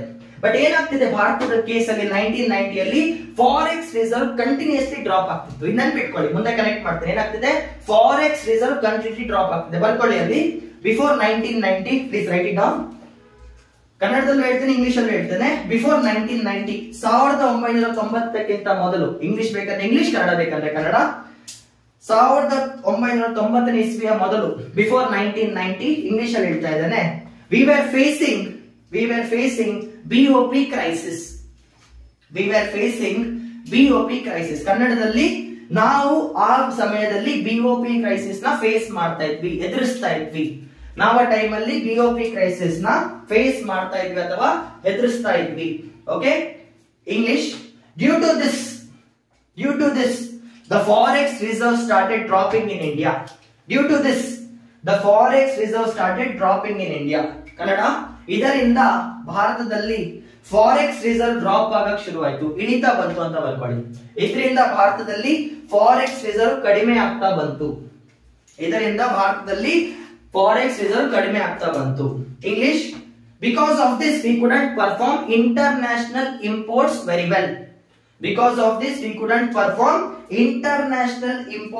ವೆಲ್. ಕನ್ನಡ, ಇದರಿಂದ ನಾವು ಅಂತಾರಾಷ್ಟ್ರೀಯ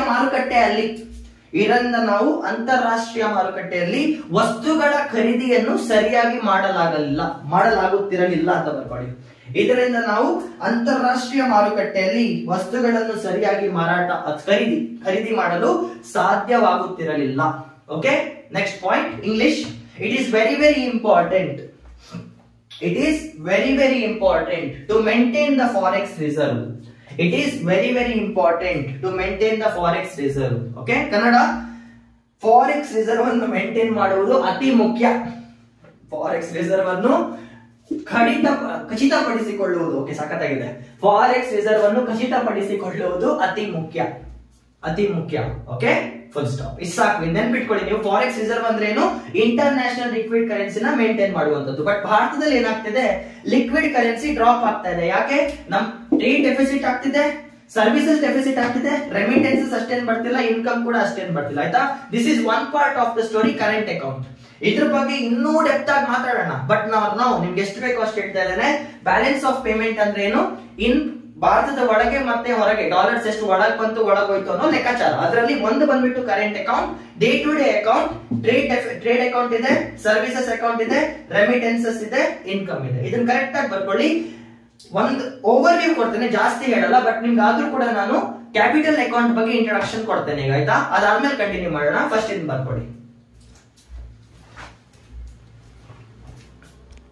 ಓಕೆ, ಸೂಪರ್. ಸೊ ನಿಮ್ಗೆ ಒಂದ್ ಪಾರ್ಟ್ ಆಫ್ ದ ಸ್ಟೋರಿ ಅರ್ಥ ಆಗಿದೆ.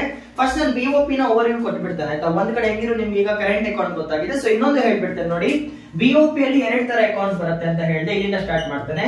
BOP ಅಲ್ಲಿ ಬರುವಂತ ಫಸ್ಟ್ ಅಕೌಂಟ್ ಯಾವುದು? Current account. ನಿಮ್ಗೆ ಇದ್ರ ಬಗ್ಗೆ ಆಲ್ರೆಡಿ ಗೊತ್ತಿದೆ. ಕರೆಂಟ್ ಅಕೌಂಟ್ ಅಲ್ಲಿ 4 ಕ್ಯಾಟಗರೀಸ್ ಇದೆ. ಮೊದಲನೇದು ಟ್ರೇಡ್ ಇಂದ ಬರುವಂತದ್ದು, ಟ್ರೇಡ್ ಇನ್ ಗುಡ್ಸ್. ಎರಡನೇದು ಸರ್ವಿಸಸ್ ಇಂದ ಬರುವಂತದ್ದು, ನಮ್ಮ ಸೇವೆಗಳನ್ನ ಬೇರೆಯವ್ರು ತಗೊಂಡಾಗ. ಮೂರನೇದು ರೆಮಿಟೆನ್ಸಸ್ ಇಂದ ಬರುತ್ತೆ, ಬೇರೆ ದೇಶದಲ್ಲಿ ಕೆಲಸ ಮಾಡುವಂತ ನಮ್ಮ ಕುಟುಂಬಸ್ಥರು ನಮ್ಗೆ ದುಡ್ಡನ್ನ ಕಳ್ಸಲ್ಲ ನನ್ನ ಮಕ್ಕಳು, ಬಟ್ ಕಳ್ಸಿದ್ರೆ. ನಾಲ್ಕನೇದು ಬಂದ್ಬಿಟ್ಟು ಇನ್ಕಮ್ ಅಂತ ಹೇಳಿದೆ, ನಮ್ಗೆ ಬರುವಂತ ಸಂಬಳ. ಬೇರೆ ದೇಶದಲ್ಲಿ ಇನ್ವೆಸ್ಟ್ ಮಾಡಿದ್ವಿ, ನಮ್ಗೆ ಲೋನ್ ಬಂತು, ರೆಂಟ್ ಬಂತು, ಏನೋ ಬಂತು. ಆಯ್ತಾ? ಇದು ಡೇ ಟು ಡೇ ಟ್ರಾನ್ಸಾಕ್ಷನ್ಸ್, ಇದು ಡೇ ಟು ಡೇ ಟ್ರಾನ್ಸಾಕ್ಷನ್ಸ್, ಪ್ರತಿನಿತ್ಯದ ಟ್ರಾನ್ಸಾಕ್ಷನ್ಸ್. ಆಯ್ತಾ? ಇನ್ನೊಂದು ಬರುತ್ತೆ ಇವಾಗ ನೋಡಿ, capital account. Very beautiful concept, capital account. Capital account ಅಂದ್ರೆ long term planning, long term investment. ಅಂದ್ರೆ ಇದನ್ನ ಡೇ ಟು ಡೇ ಅಂತ ಕನ್ಸಿಡರ್ ಮಾಡಲ್ಲ, ಒಂದು ಲಾಂಗ್ ಟರ್ಮ್ ಆಗಿರುತ್ತೆ. ದೊಡ್ಡ ಅಕೌಂಟ್ ಇದು, ಇಟ್ಸ್ ಅ ಬಿಗ್ ಅಕೌಂಟ್. ಆಯ್ತಾ? ಇದೆಲ್ಲ ಡೇ ಟು ಡೇ ಲೆಕ್ಕಾಚಾರ. ಸ್ಮಾಲ್ ಅಕೌಂಟ್ಸ್ ಇದೆಲ್ಲ. Capital is not day to day ಅಂತ ಬರ್ಕೊಳ್ಳಿ. ಇದೆಲ್ಲ ಪ್ರತಿನಿತ್ಯದ ಕ್ಯಾಲ್ಕುಲೇಷನ್ಸ್. ಇದು ಒಂಥರ ಲಾಂಗ್ ಟರ್ಮ್ ಇದ್ದಂಗೆ. ಮೊದಲನೇ ಇದ್ರಲ್ಲಿ ಬರೋದು ಕ್ಯಾಪಿಟಲ್ ಅಕೌಂಟ್ ಅಂದ್ರೆ ಏನಂತ ತಲೆ ಕೆಡಿಸ್ಕೋಬೇಡಿ. ಇದು ಡೇ ಟು ಡೇ, ಇದು ಆತರ ಅಲ್ಲ, ಇದು ಸ್ವಲ್ಪ ದೊಡ್ಡದು. ನಿಮ್ಗೆ ಕ್ಯಾಪಿಟಲ್ ಅಂದ್ರೆ ಏನಂತ ನಾನು ಇನ್ನು ಹೇಳಿಲ್ಲ, so don't worry. Capital account ಅಲ್ಲಿ 3 ತರ ಲೆಕ್ಕ ಬರುತ್ತೆ. ಮೊದಲನೇದು ಬಾರೋವಿಂಗ್ಸ್. ಬಾರೋವಿಂಗ್ಸ್ ಅಂದ್ರೆ ನಾವು ಯಾವ್ದಾದ್ರು ಬೇರೆ ಸಂಸ್ಥೆ, ಬೇರೆ ದೇಶದ ಸಂಸ್ಥೆ ಅಥವಾ ಬ್ಯಾಂಕ್ ಇಂದ ಸಾಲ ತಗೊಂಡಿದ್ರೆ, 10,000 ಕೋಟಿ ಸಾಲ, 20,000 ಕೋಟಿ ಸಾಲ ತಗೊಂಡ್ರೆ ಎಷ್ಟು ಸಾಲ ತಗೊಂಡ್ವಿ, ಅಸಲು. ಆಯ್ತಾ? ಅಸಲು ಸ್ಪೆಲ್ಲಿಂಗ್ ಗೊತ್ತಿಲ್ಲ. ಅಸಲು ಅಂದ್ರೆ ಪ್ರಿನ್ಸಿಪಲ್. ನಾವ್ ಎಷ್ಟು ಅಮೌಂಟ್ ನ ಲೋನ್ ತಗೊಂಡ್ವೋ ಆ ಲೆಕ್ಕ ಇಲ್ಲಿ ಬರ್ಕೊಳ್ತೇವೆ. ಅಸಲು ಮಾತ್ರ ಬರ್ಕೊಳ್ತೇವೆ. ಫಾರ್ ಎಕ್ಸಾಂಪಲ್, ನಾನು 50,000 ಕೋಟಿನ ಅಮೆರಿಕದಿಂದ ಸಾಲ ತಗೊಂಡೆ. ಆ ಸಾಲನ ಈ ಅಕೌಂಟ್ ಅಲ್ಲಿ ಬರೀತಾರೆ. ಇದು ಜಸ್ಟ್ ಕ್ಲಾಸಿಫಿಕೇಶನ್ ಗೋಸ್ಕರ ಅಷ್ಟೇ, ತಲೆ ಕೆಡಿಸ್ಕೋಬೇಡಿ. ಕರೆಂಟ್ ಅಕೌಂಟ್ ಅಂದ್ರೆ ಏನು, ಕ್ಯಾಪಿಟಲ್ ಅಕೌಂಟ್ ಏನಂತ ಅವ್ರು ಲೆಕ್ಕಾಚಾರ ಮಾಡಕ್ ಈಸಿ ಆಗತ್ತಂತ ಬರ್ಕೊಂಡಿದ್ದಾರೆ. ಸೊ ಕ್ಯಾಪಿಟಲ್ ಅಕೌಂಟ್ ಅಲ್ಲಿ ನಾವ್ ಎಷ್ಟು ಸಾಲ ತಗೊಂಡ್ವಿ ಅಂತ ಇರತ್ತೆ. ಜೊತೆಗೆ ಲೆಂಡಿಂಗ್ಸ್ ಕೂಡ ಬರ್ಕೊಳ್ತೇವೆ. ಲೆಂಡಿಂಗ್ಸ್, ಬಾರೋವಿಂಗ್ಸ್ ಮತ್ತೆ ಲೆಂಡಿಂಗ್ಸ್ ಅಂದ್ರೆ ನಾವು ಬೇರೆ ದೇಶಕ್ಕೆ ಸಾಲ ಕೊಟ್ಟಿದೀವ, ಅದ್ರ ಬಗ್ಗೆ ಕೂಡ ಬರ್ಕೊಳ್ತಾರೆ. ಒಂದು ಕಡೆ ಸಾಲ ತಗೊಂಡಿದ್ರೆ ಅದನ್ನು ಬರ್ಕೊಳ್ತಾರೆ. ಭಾರತೀಯನಾಗಿ ನಾನು ಬೇರೆಯವನಿಗೆ ಸಾಲ ಕೊಟ್ರೆ ಅದನ್ನ ಕೂಡ ಬರ್ಕೊಳ್ತಾರೆ. ಈ ಲೆಕ್ಕಾಚಾರ ಎಲ್ಲಿ ಬರೀತಿದೆ? ಕ್ಯಾಪಿಟಲ್ ಅಕೌಂಟ್ ಅಲ್ಲಿ ಸಾಲದ ಬಗ್ಗೆ ಬರ್ಕೊಳ್ತಾರೆ. ಸಾಲ ಕೊಟ್ರೆ, ಮೈ ಫ್ರೆಂಡ್ಸ್ ಅರ್ಥ ಮಾಡ್ಕೊಳ್ಳಿ, ಸಾಲ ಕೊಟ್ರೆ ನಮ್ಮ ಹಣ ಬೇರೆ ದೇಶಕ್ಕೆ ಹೋಗ್ತಿದೆ. ಸಾಲ ತಗೊಂಡ್ರೆ ಅವರ ಹಣ ನಮ್ಮ ದೇಶಕ್ಕೆ ಬರ್ತಿದೆ. ಸೊ ಇಲ್ಲಿ ಡಾಲರ್ಸ್ ಎಲ್ಲಿ ಬರುತ್ತೆ? ನಿಮ್ ಪ್ರಕಾರ ಡಾಲರ್ಸ್ ಹೇಗೆ ಜಾಸ್ತಿ ಆಗತ್ತೆ? ಬೇರೆ ದೇಶದಿಂದ ನಾವು ಸಾಲ ತಗೊಂಡ್ರೆ, ಬೇರೆ ದೇಶದಿಂದ ನಾವು ಅಮೆರಿಕದಿಂದ ಸಾಲ ತಗೊಂಡ್ರೆ ಏನಾಗುತ್ತೆ? ಫಾರೆಕ್ಸ್ ರಿಸರ್ವ್ ಅಲ್ಲಿ ಡಾಲರ್ ಜಾಸ್ತಿ ಆಗತ್ತೆ. ಇದನ್ನ ಮಾತ್ರ ಮರಿಬೇಡಿ. ನಮ್ಮ ದೇಶಕ್ಕೆ ಸಾಲ ಬಂದ್ರೆ ಜಾಸ್ತಿ ಆಗತ್ತೆ ಡಾಲರ್. ಅದೇ ತರ ನಮ್ಮ ದೇಶದವರು ಬೇರೆ ದೇಶದವ್ರಿಗೆ ಸಾಲ ಕೊಟ್ರೆ ನಮ್ ಡಾಲರ್ ಕಮ್ಮಿ ಆಗತ್ತೆ. ಇದು ನೆನಪಿರ್ಬೇಕು ನಿಮ್ಗೆ. ಬೇರೆ ದೇಶದಲ್ಲಿ ಹೋಗಿ ಬೇಡ್ಕೊಂಡು ಬಂದ್ರೆ ಡಾಲರ್ಸ್ ಜಾಸ್ತಿ ಆಗತ್ತೆ, ಫಾರೆಕ್ಸ್ ಜಾಸ್ತಿ ಆಗತ್ತೆ. ಅದೇ ನಾವು ಬೇರೆಯವರಿಗೆ ಡಾಲರ್ಸ್ ರೂಪದಲ್ಲಿ ಸಾಲ ಕೊಟ್ರೆ ಕಮ್ಮಿ ಆಗತ್ತೆ. ಪ್ಲೀಸ್ ಇದನ್ನ ನೆನ್ಪಿಟ್ಕೊಳ್ಳಿ. ಓಕೆ, ಇದು ಒಂದು ಕಡೆ ಲೆಕ್ಕಾಚಾರ. ಎರಡನೇದು ನಾವು ಇನ್ವೆಸ್ಟ್ಮೆಂಟ್ ಬಗ್ಗೆ ಕೂಡ ಬರ್ಕೊಳ್ತೇವೆ. ಇನ್ವೆಸ್ಟ್ಮೆಂಟ್ಸ್. ಇನ್ನೊಂದು ಕಡೆ ನಾವು ಇನ್ವೆಸ್ಟ್ಮೆಂಟ್ಸ್ ಬಗ್ಗೆ ಕೂಡ ಬರ್ಕೊಳ್ತೇವೆ. ಇನ್ವೆಸ್ಟ್ಮೆಂಟ್ ಅಂದ್ರೆ ಏನು? ನಾನು 10,000 ಕೋಟಿನ ನನ್ನ ಫ್ರೆಂಡ್ ಕಂಪನಿಗೆ ಹಾಕ್ತಾ ಇದ್ದೇನೆ. ನಾನು 10,000 ಕೋಟಿನ ನನ್ನ ಫ್ರೆಂಡ್ ಕಂಪನಿಗೆ ಹಾಕ್ತಾ ಇದ್ದೇನೆ. ಅವಾಗ ಹೇಳ್ತಾ ಅಲ್ಲ, ಪಾರ್ಟ್ನರ್ಸ್ ಆಗಿ ಬಿಸ್ನೆಸ್ ಮಾಡೋಣ ಅದು. ಸೊ ಏನಾಗುತ್ತೆ? ಭಾರತದಲ್ಲಿ ಇರುವವರು ಬೇರೆ ದೇಶಕ್ಕೆ ಇನ್ವೆಸ್ಟ್ಮೆಂಟ್ ಕಳ್ಸಿದ್ರೆ ಭಾರತದಲ್ಲಿ ಡಾಲರ್ಸ್ ಕಮ್ಮಿ ಆಗತ್ತೆ ಅಲ್ವಾ? ನಾನು 100 ಕೋಟಿನ ಡಾಲರ್ಸ್ ಕನ್ವರ್ಟ್ ಮಾಡಿ ಅದನ್ನ ನನ್ನ ಫ್ರೆಂಡ್ ಟ್ರಾನ್ಸ್ಫರ್ ಮಾಡಿದ್ರೆ ಇನ್ವೆಸ್ಟ್ಮೆಂಟ್ ಗೋಸ್ಕರ ಕಮ್ಮಿ ಆಗತ್ತೆ. ಅದೇ ತರ ಬೇರೆ ದೇಶದವರು ನಮ್ಮ ದೇಶದ ಒಳಗ್ ಬಂದು ಮಚ ನಾನು ನಿನ್ ಕಂಪ್ನಿ ಇನ್ವೆಸ್ಟ್ ಮಾಡ್ತೀನಿ ಅಂತ ಹೇಳಿದ್ರೆ, ಫಾರ್ ಎಕ್ಸಾಂಪಲ್ ಗೂಗಲ್ ಸಿಇಒ ಸುಂದರಂ ಪಿಚ್ಚೈ ಅವರು ಬಂದು, ಪವನ್ ನಾನು ನಿಮ್ AIS ಕನ್ನಡ ನಾನು ಈ MIS ಕನ್ನಡ ಇನ್ಸ್ಟಿಟ್ಯೂಟ್ ಅಲ್ಲಿ ಇನ್ವೆಸ್ಟ್ ಮಾಡ್ತೀನಿ ಅಂತ ಹೇಳಿದ್ರೆ ಅವ್ರು ನನಗೆ ಬಂದು ಡಾಲರ್ಸ್ ಕೊಡಿದ್ರೆ ಏನಾಗುತ್ತೆ, ಡಾಲರ್ಸ್ ಜಾಸ್ತಿ ಆಗುತ್ತೆ. ನೋಡಿ, ಫಾರಿನ್ ಬಾಡಿ ಬೇರೆ ದೇಶದವರು ನಮ್ಗೆ ಇನ್ವೆಸ್ಟ್ಮೆಂಟ್ ಕೊಟ್ರೆ ಡಾಲರ್ ಜಾಸ್ತಿ ಆಗುತ್ತೆ. ನಾವು ವಿಶಾಲ ಹೃದಯದಿಂದ ನಮ್ಮ ದುಡ್ಡು ಅವ್ರಿಗೆ ಕೊಟ್ರೆ ಭಾರತದಲ್ಲಿ ಫಾರೆಕ್ಸ್ ಕಮ್ಮಿ ಆಗುತ್ತೆ. ಸೊ ಇದೆರಡು ಕೂಡ ಲೆಕ್ಕಾಚಾರನೇ ಆಯ್ತಾ.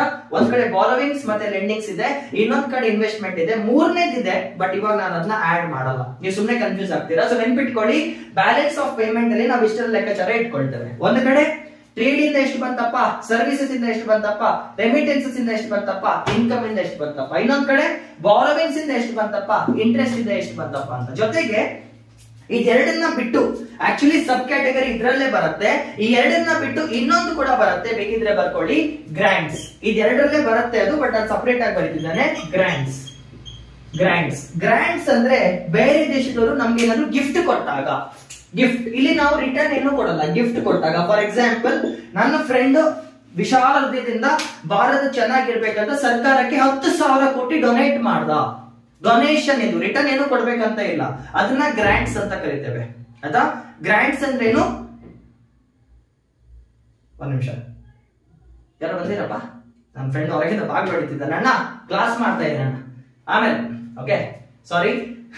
ಸೊ ಗ್ರಾಂಟ್ಸ್ ಅಂದ್ರೆ ಏನು, ಬೇರೆ ದೇಶಕ್ಕೆ ನಾವೇನಾದ್ರೂ ಕೊಟ್ಟು ಕಳ್ಸಿದ್ರೆ ಗಿಫ್ಟ್ ಆಗಿ, ಅಥವಾ ನಮ್ಮ ದೇಶಕ್ಕೆ ಬೇರೆ ಏನಾದ್ರು ಗಿಫ್ಟ್ ಆಗಿ ಕೊಟ್ರೆ ಅದನ್ನ ಗ್ರಾಂಟ್ಸ್ ಅಂತ ಕರೀತೀವಿ. ಸೊ ಏನಾಗುತ್ತೆ, ಅಮೆರಿಕದವರು 10,000 ಕೋಟಿ ಭಾರತ ಕೊಡ್ಬೇಕಂತಿದ್ರೆ ಅದನ್ನ ಕೂಡ ಡಾಲರ್ಸ್ ಫಾರ್ಮ್ ಅಲ್ಲೇ ಕೊಡ್ತಾರೆ. ಸೊ ಏನಾಗುತ್ತೆ, ನಮ್ಮ ಫಾರೆಕ್ಸ್ ಮತ್ತೆ ಇನ್ಕ್ರೀಸ್ ಆಗುತ್ತೆ. ಇದು ಪಾಸಿಟಿವ್, ಇದು ಯಾವತ್ತಿದ್ರು ಪಾಸಿಟಿವ್. ಯಾಕೆ, ಬೇರೆ ದೇಶದವರು ನಮ್ಗೆ ಗಿಫ್ಟ್ ಕೊಡ್ತಿದ್ದಾರೆ, ಇದು ಪಾಸಿಟಿವ್. ಅದೇ ನಮ್ಮ ದೇಶದವ್ರು ಮತ್ತೆ ಗಿಫ್ಟ್ ಕೊಟ್ರೆ ನೆಗೆಟಿವ್. ಸೊ ಪ್ರತಿಯೊಂದಕ್ಕೂ ಕೂಡ ಪಾಸಿಟಿವ್ಸ್ ಇದೆ, ಪ್ರತಿಯೊಂದಕ್ಕೂ ಕೂಡ ನೆಗೆಟಿವ್ ಇದೆ. ಇದರಲ್ಲಿ ಯಾವುದ್ರಲ್ಲೇ ಮಾಡಿಫಿಕೇಶನ್ ಆದ್ರೂ ಕೂಡ, ಇದು ಇಂಟರ್ನ್ಯಾಷನಲ್ ಆಯ್ತಾ, ಲೋಕಲ್ ಲೋನ್ ಅಲ್ಲ, ಇದು ಬೇರೆ ದೇಶ ಇದೆಲ್ಲ ಫುಲ್ ಇಂಟರ್ನ್ಯಾಷನಲ್ ಲೆವೆಲ್ ಅಲ್ಲಿ ಇದ್ರಲ್ಲಿ ಯಾವ್ದಾದ್ರು ಒಂದ್ರಲ್ಲಿ ಏರುಪೇರ್ ಆದ್ರೂ ಕೂಡ ನಮ್ ಫಾರೆಕ್ಸ್ ರಿಸರ್ವ್ ಏನಿದೆ, total amount of dollars, euros, pounds, ಯೆನ್, ಭಾರತದಲ್ಲಿ ಏನಿದೆ ಅದು ಜಾಸ್ತಿ ಕೂಡ ಆಗ್ಬಹುದು, ಕಮ್ಮಿ ಕೂಡ ಆಗ್ಬಹುದು. So what is balance of payments ಲೆಕ್ಕಾಚಾರ, ನಮ್ಮ ಹತ್ರ ಎಷ್ಟು ಡಾಲರ್ ಉಳ್ಕೊಂಡಿದೆ, ಎಷ್ಟು ಡಾಲರ್ ಬಂತು, ಎಷ್ಟು ಡಾಲರ್ ಹೋಯ್ತು ಅಂತ. ಅಂಡ್ ನೆನ್ಪಿಟ್ಕೊಳ್ಳಿ, ಯಾವತ್ತೂ ಕೂಡ ಫಾರೆಕ್ಸ್ ರಿಸರ್ವ್ ನ RBI ಮೇಂಟೈನ್ ಮಾಡುತ್ತೆ. ಫಾರೆಕ್ಸ್ ರಿಸರ್ವ್ಸ್, ಈ ಫಾರೆಕ್ಸ್ ರಿಸರ್ವ್ ಏನಿದೆ ಇದನ್ನ ಯಾರು ಮೇಂಟೈನ್ ಮಾಡ್ತಾರೆ, reserve bank of India maintain ಮಾಡುತ್ತೆ. Reserve bank of India is called as custodian, caretaker, custodian, guardian ಅಲ್ಲ, custodian, caretaker of forex. Forex ಅಲ್ಲಿ ನಾವು ಜನರಲಿ ಏನ್ ಮೇಂಟೈನ್ ಮಾಡ್ತೇವೆ, dollars, euros, British pounds, Japanese yen, ಈ 4ನ refer ಮಾಡ್ತೇವೆ. China ಕೂಡ ಇದೆ, ಬಟ್ ಅದನ್ನ ಎಲ್ಲರೂ ಅಕ್ಸೆಪ್ಟ್ ಮಾಡಲ್ಲ, ಸೊ ಅದನ್ನ ಇಲ್ಲಿ ಕೌಂಟ್ ಮಾಡ್ತಾ ಇಲ್ಲ. ಸೊ ಬ್ಯಾಲೆನ್ಸ್ ಆಫ್ ಪೇಮೆಂಟ್ಸ್ ಅಂದ್ರೆ ಅರ್ಥ ಆಯ್ತಾ, ಕಾನ್ಸೆಪ್ಟ್ ಅರ್ಥ ಆಗ್ತಿದ್ಯಾ, ಟೆನ್ಷನ್ ತಗೋಬೇಡಿ. ಟಾಪಿಕ್ ಅರ್ಥ ಆಗಿಲ್ಲ, ಏನೇನೋ ಮರ್ತೋಗ್ತಿದೆ, ಟೆನ್ಷನ್ ತಗೋಬೇಡಿ. ನಾನು ಯಾವಾಗ BOP ಅಂತ ಹೇಳ್ತೀನೋ ನಿಮ್ ತಲೆಗೆ ಒಂದು ವರ್ಡ್ ಬಂದ್ರೆ ಸಾಕು. ಓಕೆ, ಫಾರೆಕ್ಸ್ ರಿಸರ್ವ್ ನ ಲೆಕ್ಕಾಚಾರ ತಗೊಳ್ತಿದ್ದೇವೆ, ಎಷ್ಟು ಡಾಲರ್ ಭಾರತದ ಒಳಗೆ ಬಂತು, ಎಷ್ಟು ಡಾಲರ್ ಭಾರತದಿಂದ ಹೊರಗೋಯ್ತು, ಇಷ್ಟು ಗೊತ್ತಿದ್ರೆ ಸಾಕು. ಈ 45 ನಿಮಿಷ ಏನ್ ನಾನು ಪುಂಗ್ತಾ ಇದ್ದೇನೆ, ಇದು ಯಾಕಂದ್ರೆ ಓಕೆ ನಿಮ್ಗೆ ಸ್ವಲ್ಪ ಟಾಪಿಕ್ಸ್ ಅರ್ಥ ಆಗ್ಲಿ ಅಂತ ಪುಂಗಿತ್ತು. ಬಿಕಾಸ್ ಈಗ ಪ್ರಿಲಿಮ್ಸ್ ಬರ್ತಿದೆ ಅಲ್ವಾ, KS ಪ್ರಿಲಿಮ್ಸ್ ಮತ್ತೆ UPSC ಪ್ರಿಲಿಮ್ಸ್. ಸೊ ಗೊತ್ತಿದ್ರೆ ಆ ಕ್ವಶನ್ ಅಟೆಂಡ್ ಮಾಡ್ಬೋದು ಅಂತ ಒಂದು ಕ್ವಿಕ್ ಕೊಟ್ಟೆ. ಯಾವಾಗ ಎಕಾನಮಿ ಫೌಂಡೇಶನ್ ಮತ್ತೆ ರೆಸ್ಯೂಮ್ ಮಾಡ್ತೀನಿ, ಇನ್ನೂ ಡೆಪ್ತ್ ಆಗಿ ಹೋಗ್ತೇನೆ ನಾನು. ಅದ್ರ ಹೇಳೋಕೆ ತುಂಬಾ ಇದೆ. ಅವಾಗ ಒಂದೊಂದು ಕ್ಲಾಸ್ ನ 3 ಗಂಟೆ ತಗೊಳ್ತೇನೆ ನಾನು ಆಯ್ತಾ.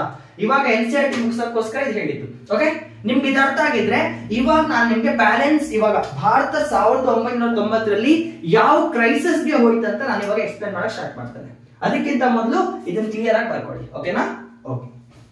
ಅಂಡ್ ಎಸ್, ಬರ್ಕೊಳ್ಳಿ ಅಂತ ಹೇಳಿದಾಗ ವಿಡಿಯೋನ ಪಾಸ್ ಮಾಡಿ ಬರ್ಕೊಳ್ಳಿ ಅಷ್ಟೇ. ಓಕೆ, ಫಸ್ಟ್ ನೀವು ಕೇಳಿಸ್ಕೊಳ್ಳಿ, ಜನರಲಿ ಫಸ್ಟ್ ಕೇಳಿಸ್ಕೊಳ್ಳಿ, ಆಮೇಲೆ ವಿಡಿಯೋ ಪಾಸ್ ಮಾಡಿ ಬರ್ಕೊಳ್ಳಿ. ನಾನು ಕಲಿಸ್ಬೇಕಾದ್ರೆ ಡೈರೆಕ್ಟ್ ಆಗಿ ಬರ್ಕೊಳಕ್ ಹೋಗ್ಬೇಡಿ.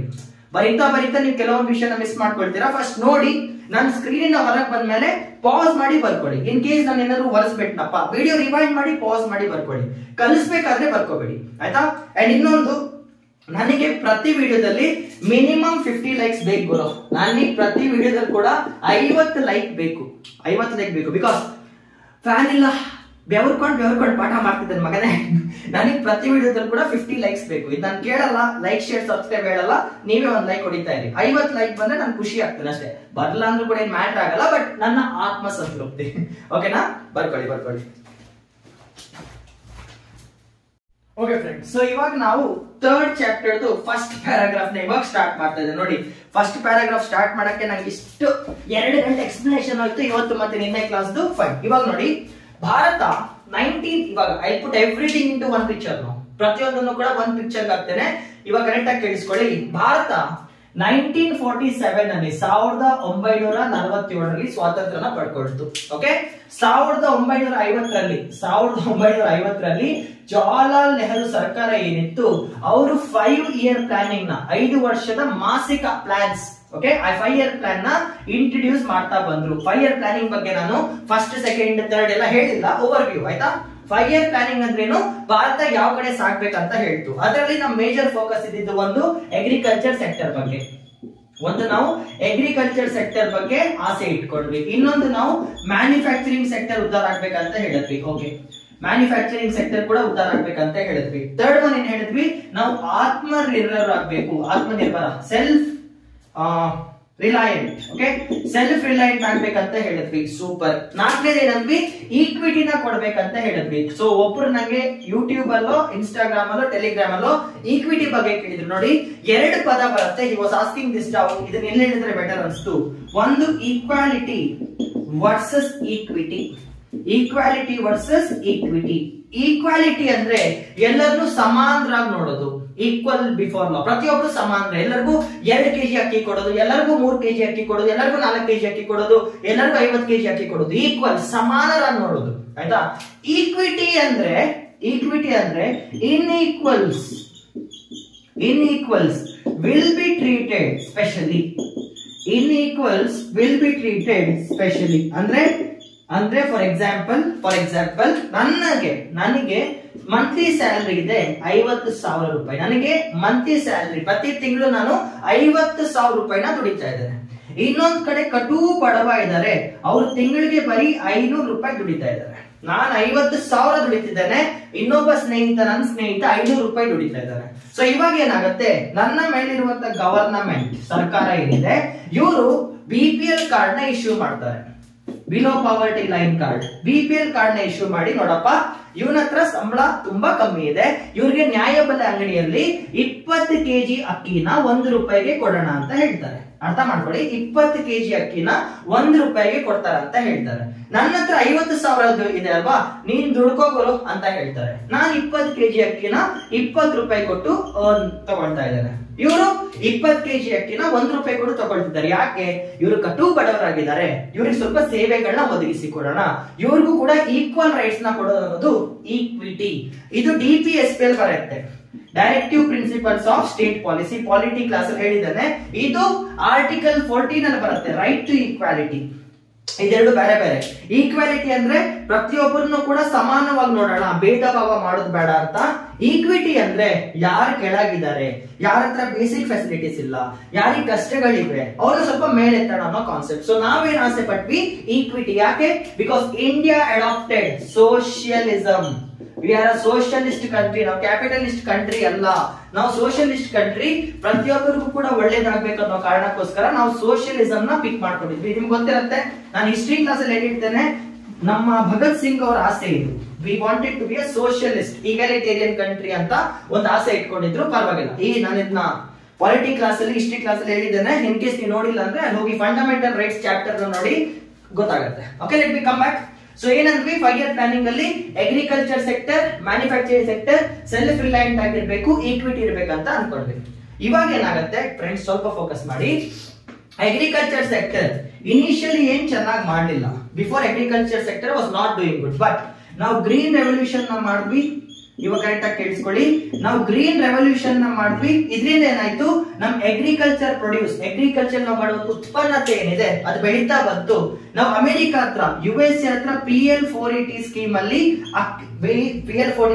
ಅಲ್ಲಿ ಕೆಲವೊಂದು ಆಹಾರ ದವಸ ಧಾನ್ಯಗಳನ್ನ ಚೀಪ್ ಅಂಡ್ ಬೆಸ್ಟ್ ಪ್ರೈಸ್, ಸಾರಿ ನೀರ್ ಬೇಕು, ಒಂದ್ ನಿಮಿಷ, ಫ್ಯಾನ್ ಇಲ್ಲ ಅಲ್ವಾ ಅದಕ್ಕೆ, ಸಾರಿ. ಸೊ ಏನಾಯ್ತು, PL 480 ಸ್ಕೀಮ್ ಅಲ್ಲಿ ಕೆಲವೊಂದು ಆಹಾರ ದವಸ ಧಾನ್ಯಗಳನ್ನ ಇಂಪೋರ್ಟ್ ಮಾಡ್ಕೊಳ್ತಾ ಇದ್ವಿ ಚೀಪ್ ಅಂಡ್ ಬೆಸ್ಟ್ ಪ್ರೈಸ್ ಅಲ್ಲಿ. But green revolution, MS Swaminathan ಕಾಲದಲ್ಲಿ ಆದಂತ ಈ ರೆವಲ್ಯೂಷನ್ 1966 ಗೈಸ್, ಗ್ರೀನ್ ರೆವಲ್ಯೂಷನ್ ಆಗಿದ್ದು 1966 to 69, 1966ರಿಂದ 1969. ಅವತ್ತು ಹೇಳಿದ್ದಿಲ್ಲ, ಈಗ ಹೇಳ್ತಾ ಇದ್ದೇನೆ. ಗ್ರೀನ್ ರೆವಲ್ಯೂಷನ್ ಆಯ್ತು. ಭಾರತ ದವಸ ಧಾನ್ಯಗಳನ್ನ ಉತ್ಪನ್ನ ಮಾಡಕ್ಕೆ ಬೇಕಾದಷ್ಟಕ್ಕಿಂತ ಜಾಸ್ತಿ ಉತ್ಪನ್ನ ಮಾಡಕ್ ಶುರುವಾಯ್ತು. So when it comes to agriculture, ಆಹಾರ ಎಷ್ಟು ಬೇಕಿತ್ತೋ ಆ ವಿಷಯದಲ್ಲಿ ನಾವು ಸೆಲ್ಫ್ ರಿಲಯಂಟ್ ಆದ್ವಿ. ಸಕ್ಸಸ್. ಆಹಾರಕ್ಕೆ ಎಷ್ಟು ಬೇಕಿತ್ತೋ, ಜನರಿಗೆ ಎಷ್ಟು ಬೇಕಿತ್ತೋ ಅಷ್ಟನ್ನ ಉತ್ಪನ್ನ ಮಾಡಿದ್ವಿ. ಇದೇ ಪ್ರೊಸೆಸ್ ಅಲ್ಲಿ 1965 ಅಂದ್ರೆ ಗ್ರೀನ್ ರೆವಲ್ಯೂಷನ್ ಆಗಿತ್ತು ಒಂದು ವರ್ಷ ಮುಂಚೆ 1965 food corporation of India, food corporation of India FCI ಅಂತ ಏನ್ ಕರಿತೇವೆ, ಇದರ ಸ್ಥಾಪನೆ ಕೂಡ ಮಾಡಿದ್ವಿ in order to achieve agricultural self reliance. And yes, ನಾವ್ ಇದನ್ನ ಸಕ್ಸಸ್ಫುಲ್ ಆಗಿ ಅಚೀವ್ ಮಾಡ್ಕೊಂಡ್ವಿ. ಸೊ ಇಲ್ಲೇನೋ ಪ್ರಾಬ್ಲಮ್ ಇಲ್ಲ. ಬಟ್ ಪ್ರಾಬ್ಲಮ್ ಏನಂದ್ರೆ ಅಗ್ರಿಕಲ್ಚರ್ ಪ್ರೊಡ್ಯೂಸ್ ಏನ್ ಮಾಡ್ತಾ ಇದ್ವಿ ಅದನ್ನ ಜಾಸ್ತಿ ಎಕ್ಸ್ಪೋರ್ಟ್ ಮಾಡ್ತಿರ್ಲಿಲ್ಲ. ನಮ್ಗೆ ಎಷ್ಟು ಬೇಕಿತ್ತೋ ನಾವ್ ಅಷ್ಟು ಇಟ್ಕೊಂಡಿದ್ವಿ ಅಷ್ಟೇ. ಬೇರೆಯವರಿಗೆ ದಾನ ಧರ್ಮ ಮಾಡೋ ಅಷ್ಟೆಲ್ಲ ಇರ್ಲಿಲ್ಲ. ನಮ್ಗೆ ಎಷ್ಟು ಬೇಕಿತ್ತೋ ಅಷ್ಟು ಚೆನ್ನಾಗಿ ಇಟ್ಕೊಂಡಿದ್ವಿ. ಸೊ ನಮ್ಮ ದೇಶದಲ್ಲಿ ಹಸಿವು ಕಮ್ಮಿ ಮಾಡಕ್ಕೆ ಎಷ್ಟು ಬೇಕೋ ಅಷ್ಟು ಆಹಾರದ ಔಷಧಾನ್ಯ ಇತ್ತು. ಅದು ಬಡವ್ರಿಗೂ ಮುಟ್ತೋ ಇಲ್ವೋ ಅದು ನಮ್ಗೆ ಬೇಡ. ಮುಟ್ಲಿಲ್ಲ ಅದು ನಂಗೆ ಗೊತ್ತಿದೆ. ಬಡವರಿಗೆ ಮುಟ್ತೋ ಇಲ್ವೋ ನಮಗ್ ಬೇಡ. ಬಟ್ ಏನಂದ್ರೆ ಭಾರತದಲ್ಲಿ we achieve agriculture surplus. Super ಆಯ್ತಾ. ಸೊ ಅಗ್ರಿಕಲ್ಚರ್ ಸೆಕ್ಟರ್ ಮುಂದೆ ಬರ್ತಾ ಹೋಯ್ತು. ಅಂಡ್ ಅತಿ ಜಾಸ್ತಿ ಬೆನಿಫಿಟ್ ಮಾಡ್ಕೊಂಡಿದ್ದು ಯಾರಂತ ಹೇಳಿದ್ರೆ ಪಂಜಾಬ್ ಮತ್ತೆ ಹರಿಯಾಣದಲ್ಲಿ ಇದ್ದಂತ ಅಗ್ರಿಕಲ್ಚರ್ ಫಾರ್ಮರ್ಸ್. ಯಾಕೆ? ಇದಕ್ಕೆ ಇರಿಗೇಷನ್ ಫೆಸಿಲಿಟಿ ಬೇಕು, ಕೆಮಿಕಲ್ ಫರ್ಟಿಲೈಸರ್ಸ್ ಬೇಕು. ಅದಲ್ಲಿ ಪರ್ಟಿಕ್ಯುಲರ್ ನೋಡಿ, ನಾನು ಜಾಗ್ರಫಿ ಇನ್ನು ಮಾಡಿಲ್ಲ, ಇಂಡಿಯನ್ ಜಾಗ್ರಫಿ. ಬಟ್ ಹೇಳೋದಂದ್ರೆ ಹಿಮಾಲಯನ್ ರೀಜನ್ ಇಂದ ಈಚೆ ಬರುವಂತ ಗಂಗಾ ಬೆಲ್ಟ್ ಏನ್ ಬರುತ್ತೆ ನಿಮ್ಗೆ ಇನ್ನು ಗೊತ್ತಿಲ್ಲ, ಇದು ನಾನು ಹೇಳಿಲ್ಲ. ಈ ಡೆಲ್ಟಾ ಏನ್ ಬರುತ್ತೆ, ಕುತ್ತಿಗೆ, ಭಾರತದ ಕುತ್ತಿಗೆಯಿಂದ ಮೇಲೆ ಮತ್ತೆ ಉತ್ತರ ಪ್ರದೇಶ UP ಕಡೆ ಏನ್ ನದಿ ಹರಿಯುತ್ತೆ ಅಲ್ವಾ, it is very fertile land. ಅದು ಫಲವತ್ತಾದಂತ ನೆಲ. ಅಲ್ಲಿ ನೀರಿನ ಕೊರತೆ ಕೂಡ ಅಷ್ಟು ಬರಲ್ಲ, ಬಿಕಾಸ್ ರಿವರ್ಸ್ ಯಾವಾಗ್ಲೂ ಹರಿತಿರುತ್ತೆ. ಅದರಿಂದ ಏನಾಯ್ತು, they could get agriculture produce. ಅವ್ರಿಗೆ ಇರಿಗೇಷನ್ ಫೆಸಿಲಿಟಿ ಕೂಡ ಸಿಗುತ್ತೆ, ಕೆಮಿಕಲ್ ಫರ್ಟಿಲೈಸರ್ಸ್ ವರ್ಕೌಟ್ ಆಯ್ತು. ಬಟ್ ಸೌತ್ ಇಂಡಿಯಾ ಯಾಕೆ ವರ್ಕೌಟ್ ಆಗಿಲ್ಲ ಅಂತ ನಾನು ನಿಮ್ಗೆ ಹೇಳಿದೆ, ಬಿಕಾಸ್ ನಾವು ಮುಂಗಾರು ಮಳೆ ನಂಬ್ಕೊಂಡು ದೇವರನ್ನ ನೋಡ್ಕೊಂಡು ಕಾಯ್ತಿರ್ತೇವೆ. ಸೊ ನಮ್ಮ ಹತ್ರ ಅಷ್ಟು ಇರಿಗೇಷನ್ ಫೆಸಿಲಿಟಿ ಇರ್ಲಿಲ್ಲ. ಸೊ ಬೇರೆ ಸ್ಟೇಟ್ಸ್ ಏನ್ ಅಷ್ಟು ಚೆನ್ನಾಗಿ ಮಾಡಿಲ್ಲ, ಅದರ್ ದೆನ್ ಪಂಜಾಬ್ ಮತ್ತೆ ಹರಿಯಾಣ, ಇವರು ಉದ್ಧಾರ ಆದ್ರು. ಆಯ್ತಾ, ಇದು ಒಂದು ಕಡೆ ಸ್ಟೋರಿ. ಮ್ಯಾನುಫ್ಯಾಕ್ಚರಿಂಗ್ ಸೆಕ್ಟರ್ ಬಂದ್ರೆ ಯಾರು ಉತ್ಪನ್ನ ಮಾಡ್ತಾರೆ, ಪ್ರೈವೇಟ್ ಗವರ್ನಮೆಂಟ್ ಅಂತ ಬಂದಾಗ ನಾವೇನ್ ಯೂಸ್ ಮಾಡಿದ್ವಿ, ವಿ ಆಪ್ಟೆಡ್ ಮಿಕ್ಸ್ಡ್ ಎಕಾನಮಿ. ಈಗ ಕೇಳಿಸ್ಕೊಂಡ್ರಪ್ಪ, ಇಲ್ಲಿಂದ start. We opted for mixed economy. Mixed economy ಅಂದ್ರೆ ಏನು, ಎಲ್ಲ ಕನೆಕ್ಟ್ ಮಾಡ್ತೇನೆ. ಈಗ ಒಂದ್ ಕಡೆ ಗವರ್ನಮೆಂಟ್ ಸೆಕ್ಟರ್ ಕೂಡ ಕೆಲಸ ಉತ್ಪನ್ನ ಮಾಡುತ್ತೆ, ಇನ್ನೊಂದ್ ಕಡೆ ಪ್ರೈವೇಟ್ ಸೆಕ್ಟರ್ ಕೂಡ ಉತ್ಪನ್ನ ಮಾಡುತ್ತೆ ಅಲ್ವಾ. ಗವರ್ನಮೆಂಟ್ ಸೆಕ್ಟರ್ ವಿಷಯಕ್ಕೆ ಬಂದ್ರೆ ನಾವು PSUs ನ ಕಟ್ಟಿದ್ವಿ, public sector units, public sector undertaking units. But problem ಏನಂದ್ರೆ ಗವರ್ನಮೆಂಟ್ ಎಂಪ್ಲಾಯ್ಸ್ ಹೆಂಗ್ ಕೆಲಸ ಮಾಡ್ತಾರೆ ಅಂತ ಗೊತ್ತು. ಸೊ PSUs ಇಂದ ನಮ್ಗೆ ಯಾವುದೇ ರೀತಿ ಲಾಭ ಆಗ್ತಾ ಇರಲಿಲ್ಲ. We are making losses, huge losses. ನಾವು ಹಾಕಿರುವಂತ ದುಡ್ಡಿಂದ ನಮ್ಗೆ ಏನು ಲಾಭನೂ ಬರ್ತಿಲ್ಲ, ಅಷ್ಟೊಂದು ಲಾಭ ಏನ್ ಬರ್ತಿರ್ಲಿಲ್ಲ. ಸೊ ಏನಾಯ್ತು, ವಿ ಆರ್ ಮೇಕಿಂಗ್ ಲಾಸಸ್. ಯಾವಾಗ ನಾವು ಲಾಸಸ್ ನ ಮಾಡ್ತೇವೋ ಏನಾಗುತ್ತೆ, ಇಂಟರ್ನ್ಯಾಷನಲ್ ಮಾರ್ಕೆಟ್ ಅಲ್ಲಿ ನಮ್ಮ ವಸ್ತುಗಳ ಮಾರಾಟ ಆಗಲ್ಲ. ಅಂಡ್ ಭಾರತದ ಒಳಗೆ ಇಂಪೋರ್ಟ್ ರೆಸ್ಟ್ರಿಕ್ಷನ್ಸ್ ಕೂಡ ಅವಾಗಿತ್ತು. ಬರ್ತೇನೆ ಪ್ರೈವೇಟ್ ಕಂಪನಿ ವಿಷಯಕ್ಕೆ ಬಂದ್ರೆ ಸಿಂಪಲ್, ನಾವಿಲ್ಲಿ ಲೈಸೆನ್ಸ್ ರಾಜ್ ನಡೆಸಿಟ್ಕೊಂಡಿದ್ವಿ. ಲೈಸೆನ್ಸ್ ರಾಜ್ ಇಂದ ಏನಾಗ್ತಿತ್ತು, ಇವತ್ತು ಒಂದು ಕಂಪನಿಗೆ 50-60 ಕಾರ್ನ ಉತ್ಪನ್ನ ಮಾಡೋ ಕೆಪಾಸಿಟಿ ಇದ್ರು ಕೂಡ ಅವರಿಗೆ 5 ಮಾಡಿ 6 ಮಾಡಿ 7 ಮಾಡಿ ಅಂತ ರೆಸ್ಟ್ರಿಕ್ಟ್ ಮಾಡ್ತಾ ಇದ್ವಿ. ಸೊ ಎಕಾನಮಿ ಏನಿದೆ ಅಷ್ಟೆಲ್ಲ ಲಾಭ ಮಾಡ್ತಾ ಇಲ್ಲ. We are having a bad economy. Okay, so ಇನ್ನೊಂದು ವಿಷಯಕ್ಕೆ ಬಂದ್ರೆ ಸೆಲ್ಫ್ ರಿಲಯನ್ಸ್ ಅಂದ್ರೆ ನಿಮ್ಗೆ ಗೊತ್ತಿದೆ. ಸೆಲ್ಫ್ ರಿಲಯಂಟ್ ಅಂದ್ರೆ ಏನು, ಆತ್ಮನಿರ್ಭರತೆ. ಇದಕ್ಕೋಸ್ಕರ ಇದೆರಡು ಆಯ್ತಾ. ಇನ್ನೊಂದು ವಿಷಯಕ್ಕೆ ಬಂದ್ರೆ we are talking about external sector. ನಾವು ಯಾವ್ದ್ರ ಬಗ್ಗೆ ಮಾತಾಡ್ತಿದ್ದೇನೆ ಈಗ, ಎಕ್ಸ್ಟರ್ನಲ್ ಸೆಕ್ಟರ್ ಅಂದ್ರೆ ಏನು, ಭಾರತದಲ್ಲಿ ಇಂಪೋರ್ಟ್ಸ್ ಮತ್ತೆ ಎಕ್ಸ್ಪೋರ್ಟ್ಸ್ ಹೇಗಾಗ್ತಿತ್ತಂತ, ಇಂಪೋರ್ಟ್ಸ್ ಮತ್ತೆ ಎಕ್ಸ್ಪೋರ್ಟ್ ಸೆಕ್ಟರ್ ಹೇಗಾಗ್ತಿತ್ತಂತ. ಇದ್ರಲ್ಲಿ 2 ಬರುತ್ತೆ, ಇಂಪೋರ್ಟ್ಸ್ ಮತ್ತೆ ಎಕ್ಸ್ಪೋರ್ಟ್ಸ್ ಅಂತ ಅಲ್ವಾ. But since we are closed economy, ನಾವು ಜನರಲಿ ಏನ್ ಪ್ರಿಫರ್ ಮಾಡಿದ್ವಿ, ಕ್ಲೋಸ್ಡ್ ಆಗಿರೋಣ, ಭಾರತದಲ್ಲಿ ಇರುವಂತ ಕಂಪನಿಗಳನ್ನ ಎತ್ತಣ ಅಂತ ಏನ್ ಅನ್ಕೊಂಡ್ವಲ್ಲ. ಇದರಿಂದ ಏನಾಯ್ತು, ನಮ್ಮ ಎಕ್ಸ್ಪೋರ್ಟ್ಸ್ ಏನಿದೆ ಇದು ಕಮ್ಮಿ ಆಯ್ತು. It was very less. ನಾವು ಅಷ್ಟೆಲ್ಲ ಎಕ್ಸ್ಪೋರ್ಟ್ ಮಾಡ್ತಾ ಇರಲಿಲ್ಲ. ಸೊ ಡಾಲರ್ಸ್ ಅಷ್ಟೆಲ್ಲ ಶೇಖರಣೆ ಆಗ್ತಿರ್ಲಿಲ್ಲ ಭಾರತದ ಒಳಗೆ. ಬಟ್ ನಾವು ಬೇರೆ ದೇಶದಿಂದ ಆಯಿಲ್ ನ ಇಂಪೋರ್ಟ್ ಮಾಡ್ಕೊಳ್ತಿದ್ವಿ, ನಮ್ಗೆ ಪೆಟ್ರೋಲ್ ಡೀಸೆಲ್ ಬೇಕಲ್ವಾ. ಸೊ ಇದರಿಂದ ಏನಾಯ್ತು, ನಮ್ ಎಕ್ಸ್ಪೋರ್ಟ್ ಬಿಲ್ ಜಾಸ್ತಿ ಆಗ್ತಾ ಹೋಯ್ತು. ಸ್ಲೋಲಿ ಜಾಸ್ತಿ ಆಗ್ತಾ ಹೋಯ್ತು. ಸೊ ಏನಾಗ್ತಿದೆ, ನಮ್ಮ ಫಾರೆಕ್ಸ್ ರಿಸರ್ವ್, ಅರ್ಥ ಮಾಡ್ಕೊಳ್ಳಿ ಫ್ರೆಂಡ್ಸ್, ನಮ್ಮ ಫಾರೆಕ್ಸ್ ರಿಸರ್ವ್ ಏನಾಯ್ತು, ಸ್ಲೋಲಿ ತಮ್ಮ ಖಜಾನೆಯನ್ನ ಕಳ್ಕೊಳ್ತಾ ಬಂತು. ಡಾಲರ್ಸ್ ಹೋಗ್ತಾ ಇದೆ ದೇಶ ಬಿಟ್ಕೊಂಡು. ಸೊ ಏನಾಗ್ತಿದೆ, ರಿಸರ್ವ್ ಬ್ಯಾಂಕ್ ಆಫ್ ಇಂಡಿಯಾ ಇದ್ದಂತ ಫಾರೆಕ್ಸ್ ರಿಸರ್ವ್ ಏನಿದೆ ಅದು ಕಮ್ಮಿ ಆಗ್ತಾ ಬರ್ತಿದೆ ಇನ್ನೊಂದ್ ಕಡೆ ಆಯ್ತಾ. ನಮ್ ಸ್ಥಿತಿ ಹೇಗಿತ್ತು ಅಂದ್ರೆ ಟ್ರೇಡ್ ಡೆಫಿಸಿಟ್ ಇತ್ತು. ಟ್ರೇಡ್ ಇಂದ ಕೂಡ ಅಷ್ಟೇನ್ ಬರ್ತಿಲ್ಲ, ಕ್ಲೋಸ್ಡ್ ಎಕಾನಮಿ, ಪ್ರೊಡಕ್ಷನ್ ಇಲ್ಲ. ನೋಡಿ ಇವಾಗ ಜನರಲಿ ನೆನ್ಪಿಟ್ಕೊಳ್ಳಿ, ಯಾವಾಗ ನಮ್ಮ ಹತ್ರ ಡಾಲರ್ಸ್ ಕಮ್ಮಿ ಆಗತ್ತೋ, ಯಾವಾಗ ನಮ್ಮ ಹತ್ರ ಡಾಲರ್ಸ್ ಕಮ್ಮಿ ಆಗತ್ತೋ ಅವಾಗ ಏನಾಗತ್ತೆ ಅಂದ್ರೆ ನಾವು ಇಂಪೋರ್ಟ್ ನ ಮಾಡಕ್ ಆಗಲ್ಲ. We are unable to do import because exports sorry export bill ಅಲ್ಲ, ಅದು ಇಂಪೋರ್ಟ್ ಬಿಲ್ ಜಾಸ್ತಿ ಆಗ್ತದೆ. ಎಕ್ಸ್ಪೋರ್ಟ್ ಬಿಲ್ ಅಲ್ಲ, ಸಾರಿ ಇಂಪೋರ್ಟ್ ಬಿಲ್ ಜಾಸ್ತಿ ಆಗ್ತದೆ. ಇಂಪೋರ್ಟ್ ಅಂದ್ರೆ ಬೇರೆ ದೇಶದಿಂದ ಖರೀದಿ ಮಾಡ್ತಿದೀವಲ್ಲ, ಸೊ ನಮ್ಗೆ ಇಂಪೋರ್ಟ್ ಬಿಲ್ ಜಾಸ್ತಿ ಆಗ್ತದೆ. ಸೊ ಡಾಲರ್ಸ್ ದೇಶ ಬಿಟ್ಟು ಹೋಗ್ತದೆ ಆಯ್ತಾ, ಸ್ವಲ್ಪ ಕರೆಕ್ಟ್ ಮಾಡ್ಕೊಳ್ಳಿ. ಅದು let's come back. Forex reserve deplete ಆಗ್ತಾ ಇತ್ತು. ಸೊ ಏನಾಗುತ್ತೆ, ಜನರಲಿ ನಿಮ್ಮ ಹತ್ರ ದುಡ್ಡಿಲ್ಲ ಅಂದ್ರೆ ನೀವೇನ್ ಮಾಡ್ತೀರಾ? ಜನರಲಿ ನಿಮ್ಮ ಹತ್ರ ದುಡ್ಡಿಲ್ಲ ಅಂದ್ರೆ ನೀವು ಸಾಲ ತಗೊಳ್ತೀರಾ. ಅದೇ ತರ ಭಾರತ ಕೂಡ ಮೊದಲು ಸಾಲಗಳನ್ನ ತಗೊಳ್ತಾ ಇತ್ತು. 1970s ಗಿಂತ ಮೊದಲು ಏನಾಗಿದೆ, ನಾವು ಹೋಗಿ ವರ್ಲ್ಡ್ ಬ್ಯಾಂಕ್ ಅಲ್ಲಿ, IMF ಅಲ್ಲಿ, ಅದ್ರ ಬಗ್ಗೆ ಮಾತಾಡಿಲ್ಲ ನಾನು, ನಾವು ಇಂಟರ್ನ್ಯಾಷನಲ್ ಬ್ಯಾಂಕ್ಸ್ ಅಲ್ಲಿ, ಇಂಟರ್ನ್ಯಾಷನಲ್ ಮಾರ್ಕೆಟ್ ಬ್ಯಾಂಕ್ಸ್ ಅಲ್ಲಿ ಹೋಗಿ ಸಾಲ ತಗೊಳ್ತಾ ಇದ್ವಿ. ನೆನ್ಪಿಟ್ಕೊಳ್ಳಿ, ನಾವು ಯಾವಾಗ ಸಾಲ ತಗೊಳ್ತೀವೋ, if we take loan from outside, ನಾವು ಯಾವಾಗ ಸಾಲ ತಗೊಳ್ತೇವೆ, ಮೊದಲು ಕೂಡ ತಗೊಳ್ತಾ ಇದ್ವಿ ಆಯ್ತಾ, ಮೊದಲು ತಗೊಂಡಿದ್ದೇವೆ. ನಾವು ಯಾವಾಗ ಸಾಲ ತಗೊಳ್ತೇವೋ ಆ ಸಾಲಕ್ಕೆ ರಿಟರ್ನ್ಸ್ ಕೂಡ ಕೊಡ್ಬೇಕು, ನಾವು ಆ ಸಾಲನ ವಾಪಸ್ ಕೊಡ್ಬೇಕು ಅಲ್ವಾ. ಸಾಲ ತಗೊಂಡ್ರೆ ಸಾಲನ ವಾಪಸ್ ಕೂಡ ಕೊಡ್ಬೇಕು, ಜೊತೆಗೆ ಅದ್ರ ಬಡ್ಡಿ ಇಂಟ್ರೆಸ್ಟ್ ಕೂಡ ಕೊಡ್ಬೇಕಿತ್ತು. ಸಾಲ ವಾಪಸ್ ಕೊಡ್ಬೇಕು, ಇಂಟ್ರೆಸ್ಟ್ ಕೊಡ್ಬೇಕು, ಬಟ್ ಅದನ್ನ ಡಾಲರ್ಸ್ ಅಲ್ಲಿ ಕೊಡ್ಬೇಕು. ಬಿಕಾಸ್ ಇಂಟರ್ನ್ಯಾಷನಲ್ ಮಾರ್ಕೆಟ್ ಅಲ್ಲಿ ರುಪಿಗೆ ಬೆಲೆ ಇಲ್ಲ, ಅವಾಗ ಇವಾಗ್ಲೂ ಇಲ್ಲ, ಅವಾಗ್ಲೂ ಇಲ್ಲ. ಸೊ ಏನಾಗ್ತಿದೆ, ನಾವು ಡಾಲರ್ಸ್ ಇಂದ ಪೇ ಮಾಡಬೇಕು, ಬಟ್ ಫಾರೆಕ್ಸ್ ರಿಸರ್ವ್ ಅಲ್ಲಿ ಡಾಲರ್ಸ್ ಇಲ್ಲ. ಅರ್ಥ ಮಾಡ್ಕೊಳ್ಳಿ, ಒಂದ್ ಕಡೆ ತಗೊಂಡಿರೋ ಸಾಲ ವಾಪಸ್ ಕೊಡೋಕೆ ನಮ್ಮ ಹತ್ರ ಡಾಲರ್ಸ್ ಇಲ್ಲ. ಒಂದ್ ನೆನ್ಪಿಟ್ಕೊ, ಅವಾಗ ಏನಾಗ್ತಿದೆ, ಒಂದ್ ಕಡೆ ಭಾರತದಲ್ಲಿ ತಗೊಂಡಿರೋ ಸಾಲನ ವಾಪಸ್ ಕೊಡೋಕೆ ನಮ್ಮ ಹತ್ರ ಡಾಲರ್ಸ್ ಇಲ್ಲ, ಇನ್ನೊಂದ್ ಕಡೆ ಇಂಪೋರ್ಟ್ ಮಾಡ್ತಾ ಇದ್ದೇವೆ, ಬೇರೆ ದೇಶದ ವಸ್ತುಗಳನ್ನ ಒಳಗ್ ಕರ್ಕೊಂಡ್ ಬರ್ತಿದ್ದೇವೆ. ಸ್ಪೆಷಲಿ ಯಾವುದು, ಆಯಿಲ್, ಪೆಟ್ರೋಲ್, ಡೀಸೆಲ್ ಎಲ್ಲ ಏನಿದೆ, it is very important imports, ಅತಿ ಮುಖ್ಯವಾದಂತ ಇಂಪೋರ್ಟ್ಸ್. ಇದನ್ನ ತರಿಸ್ಕೊಳ್ತಾ ಇದ್ದೇವೆ, ಬಟ್ ಏನಾಗ್ತಿದೆ, ಪೇ ಮಾಡಕ್ಕೆ ಡಾಲರ್ಸ್ ಇಲ್ಲ. ಏನಾಗ್ತಾ ಬಂತು, ಸ್ಲೋಲಿ ನಾವು 1947 ಇಂದ 1990ಗೆ ಬರುವಷ್ಟರಲ್ಲಿ, 1990ಕ್ಕೆ ಬರುವಷ್ಟರಲ್ಲಿ ನಮ್ ಫಾರೆಕ್ಸ್ ರಿಸರ್ವ್ ಫುಲ್ ಕಮ್ಮಿ ಆಯ್ತು. ಇಂಟರ್ನ್ಯಾಷನಲ್ ಎಕ್ಸ್ಚೇಂಜ್ ಏನಿದೆ, ನಮ್ ಫಾರೆಕ್ಸ್ ರಿಸರ್ವ್ ಏನಿದೆ, ಇಟ್ ಬಿಕೇಮ್ ವೆರಿ ಲೆಸ್, ತುಂಬಾ ಕಮ್ಮಿ ಆಗ್ತಾ ಬಂತು. ಡಾಲರ್ಸ್ ಹೋಗ್ತಿದೆ. ಇದರಿಂದ ಏನಾಯ್ತಂದ್ರೆ ನಮ್ಮ ಹತ್ರ ಬರೀ ಮುಂದೆ 14 ದಿನಕ್ಕೆ ಸರಿ ಹೋಗುವಷ್ಟು ಫಾರೆಕ್ಸ್ ರಿಸರ್ವ್ ಮಾತ್ರ ಉಳ್ಕೊಂಡಿತ್ತು. ಅಂದ್ರೆ ಇವತ್ತಿಂದ ಖರ್ಚು ಮಾಡಕ್ಕೆ ಶುರು ಮಾಡಿದ್ರೆ ರೆಗ್ಯುಲರ್ ಖರ್ಚಸ್ ಏನಿರುತ್ತೆ, ರೆಗ್ಯುಲರ್ ಖರ್ಚು ಏನಿದೆ ಅದಕ್ಕೆ ಪೇ ಮಾಡಕ್ಕೆ ಬರೀ 14 ದಿನಕ್ಕೆ ಸರಿ ಹೋಗುವಷ್ಟು ಫಾರೆಕ್ಸ್ ರಿಸರ್ವ್ ಇತ್ತು. ಅಂದ್ರೆ 14 ದಿನ ಆದ್ಮೇಲೆ ಇಂಡಿಯಾದಲ್ಲಿ ಡಾಲರ್ಸ್ ಇರಲ್ಲ, ಎಲ್ಲ ಖಾಲಿ ಆಗೋಗುತ್ತೆ.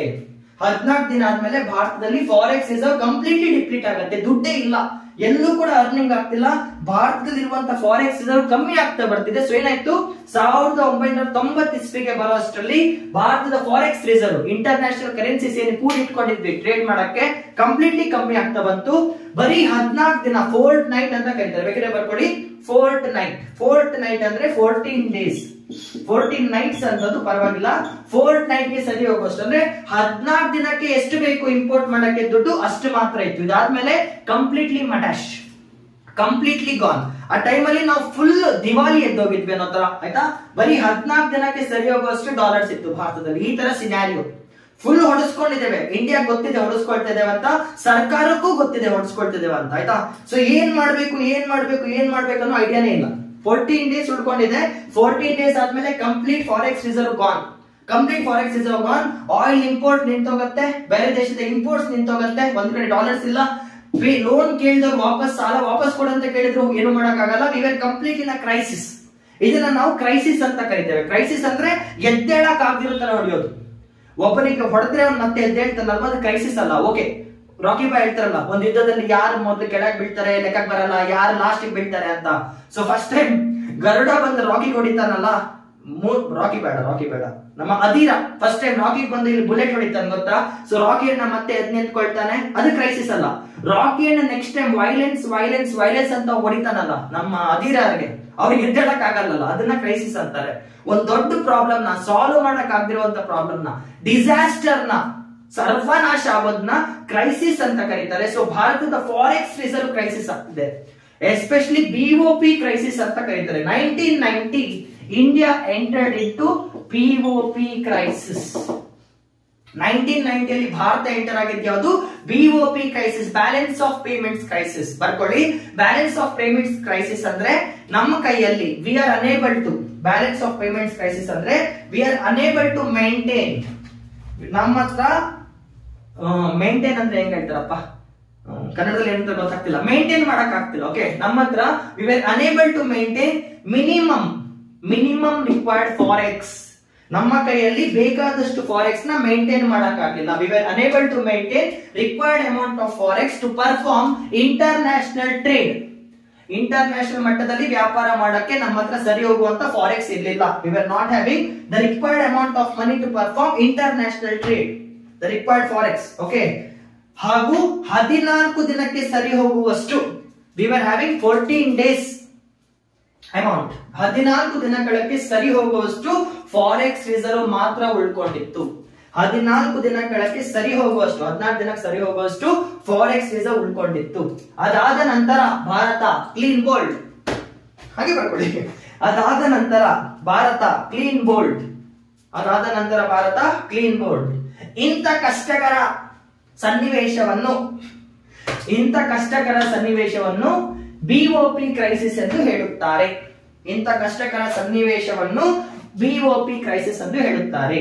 ಇನ್ ಸಿಂಪಲ್ ಹಾಗೆ ಬರ್ಕೊಳ್ಳಿ. ಸಿಂಪಲ್ ಆಗಿ ಇಂಟರ್ನ್ಯಾಷನಲ್ ಟ್ರೇಡ್ ಗೆ ಸರಿ ಹೋಗುವಷ್ಟು ಹಣ ನಮ್ಮ ಬಳಿ ಇಲ್ಲ.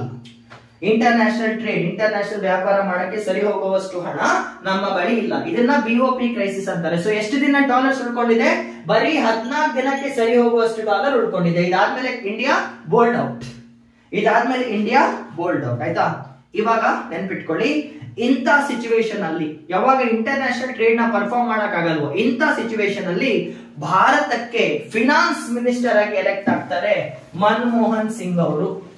ಇಲ್ಲಿ ಬರೀತೇನೆ, ಇಂಥ ಸಿಚುವೇಶನ್ ಅಲ್ಲಿ, ಇಂಥ ಕಷ್ಟಕರ ಸಿಚುವೇಶನ್, ಫಾರೆಕ್ಸ್ ರಿಸರ್ವ್ ಡಿಪ್ಲೀಟ್ ಆಗ್ತಿದೆ, ಇಂಥ ಕಷ್ಟಕರ ಸಿಚುವೇಶನ್ ಅಲ್ಲಿ ಪ್ರೈಮ್ ಮಿನಿಸ್ಟರ್ ಆಗಿದ್ದು ಪಿ.ವಿ. ನರಸಿಂಹರಾವ್ ಸರ್. ಈ ಟೈಮ್ ಅಲ್ಲಿ ಭಾರತದ ಪ್ರಧಾನಿ ಆಗಿದ್ದು ಪಿ.ವಿ. ನರಸಿಂಹರಾವ್ ಸರ್. ಹಾಗೂ ಫಿನಾನ್ಸ್ ಮಿನಿಸ್ಟರ್, ಇವಾಗ ಏನು ನಮ್ಮ ನಿರ್ಮಲಾ ಸೀತಾರಾಮನ್ ಮ್ಯಾಮ್ ಇದ್ದಾರೆ, ಫಿನಾನ್ಸ್ ಮಿನಿಸ್ಟರ್ ಆಗಿದ್ದು ಗೊತ್ತಿರತ್ತೆ ಯಾರಂತ? ಮನಮೋಹನ್ ಸಿಂಗ್ ಅವರು.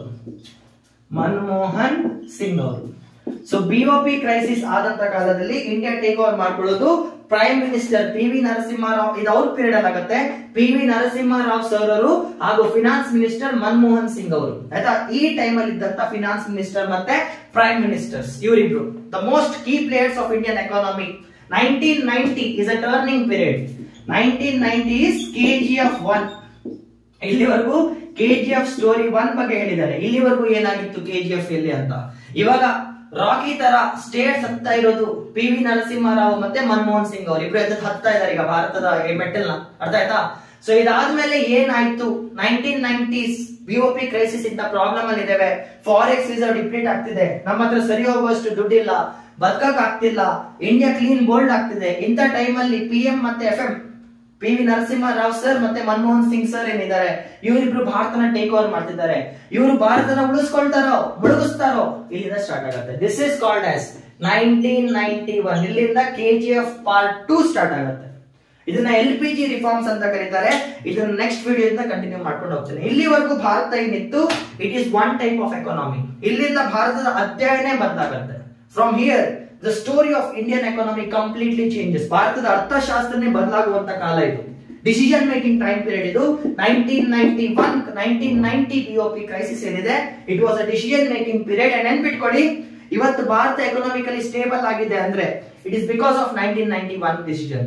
ಈ ಡಿಸಿಷನ್ ಏನು, ಯಾವ ಪಾಲಿಸಿ ಬಂತು, ಏನೇನಾಯ್ತು, ಇದನ್ನ ಟ್ಯಾಕಲ್ ಮಾಡಕ್ಕೆ ಮನಮೋಹನ್ ಸಿಂಗ್ ಅವರು ಮತ್ತೆ P V. Narasimha Rao sir PM ex-PMs ಆಯ್ತಾ, ex-PM ಮತ್ತೆ ಇಬ್ರು ex prime ministers of India. So P V. Narasimha Rao ಅವರು ಮನಮೋಹನ್ ಸಿಂಗ್ ಅವರು ಏನ್ ಮಾಡಿದ್ರು, ಯಾವ ಪ್ಲಾನ್ ತಕೊ ಬಂದ್ರು. ಓಕೆ, ಇದನ್ನ ರಾವ್ ಮನಮೋಹನ್ ಮಾಡೆಲ್ ಅಂತ ಕೂಡ ಕರೀತಾರೆ. ಮುಂದೆ ಮಾತಾಡೋಣ. ಇವರಿಬ್ರು ಏನ್ ಮಾಡಿ ಭಾರತದ ಉಳಿಸ್ಕೊಂಡ್ರು ಅಂತ ನೆಕ್ಸ್ಟ್ ವಿಡಿಯೋದಲ್ಲಿ ನಾನು ಕಂಟಿನ್ಯೂ ಮಾಡ್ಕೊಳ್ತಾ ಹೋಗ್ತೇನೆ. ಓಕೆ, ಸ್ಟೋರಿ ಫಾರ್ಮಲ್ ಹೇಳ್ತಿರೋ ರೀಸನ್ ಇಷ್ಟೇ, ನಿಮ್ ಪ್ರತಿಯೊಂದು ವರ್ಡ್ ಗೊತ್ತಿರಬೇಕು. ಇಷ್ಟು ದೊಡ್ಡ ಕತೆ ಹೇಳಿದ್ದೇನೆ, ಮೇಕ್ ಶೋರ್ ಇದನ್ನೆಲ್ಲ ನೋಟ್ ಡೌನ್ ಮಾಡ್ಕೊಂಡಿದ್ದೀರಾ. ಸೊ 1991 ಇಂದ ಭಾರತದ ಸ್ಥಿತಿ ಬದಲಾಗ್ತಾ ಹೋಗುತ್ತೆ. ಅದನ್ನ ನೆಕ್ಸ್ಟ್ ವಿಡಿಯೋದಲ್ಲಿ ನೋಡ್ಕೊ ಬರೋಣ. ಓಕೆನಾ? ಜೈ.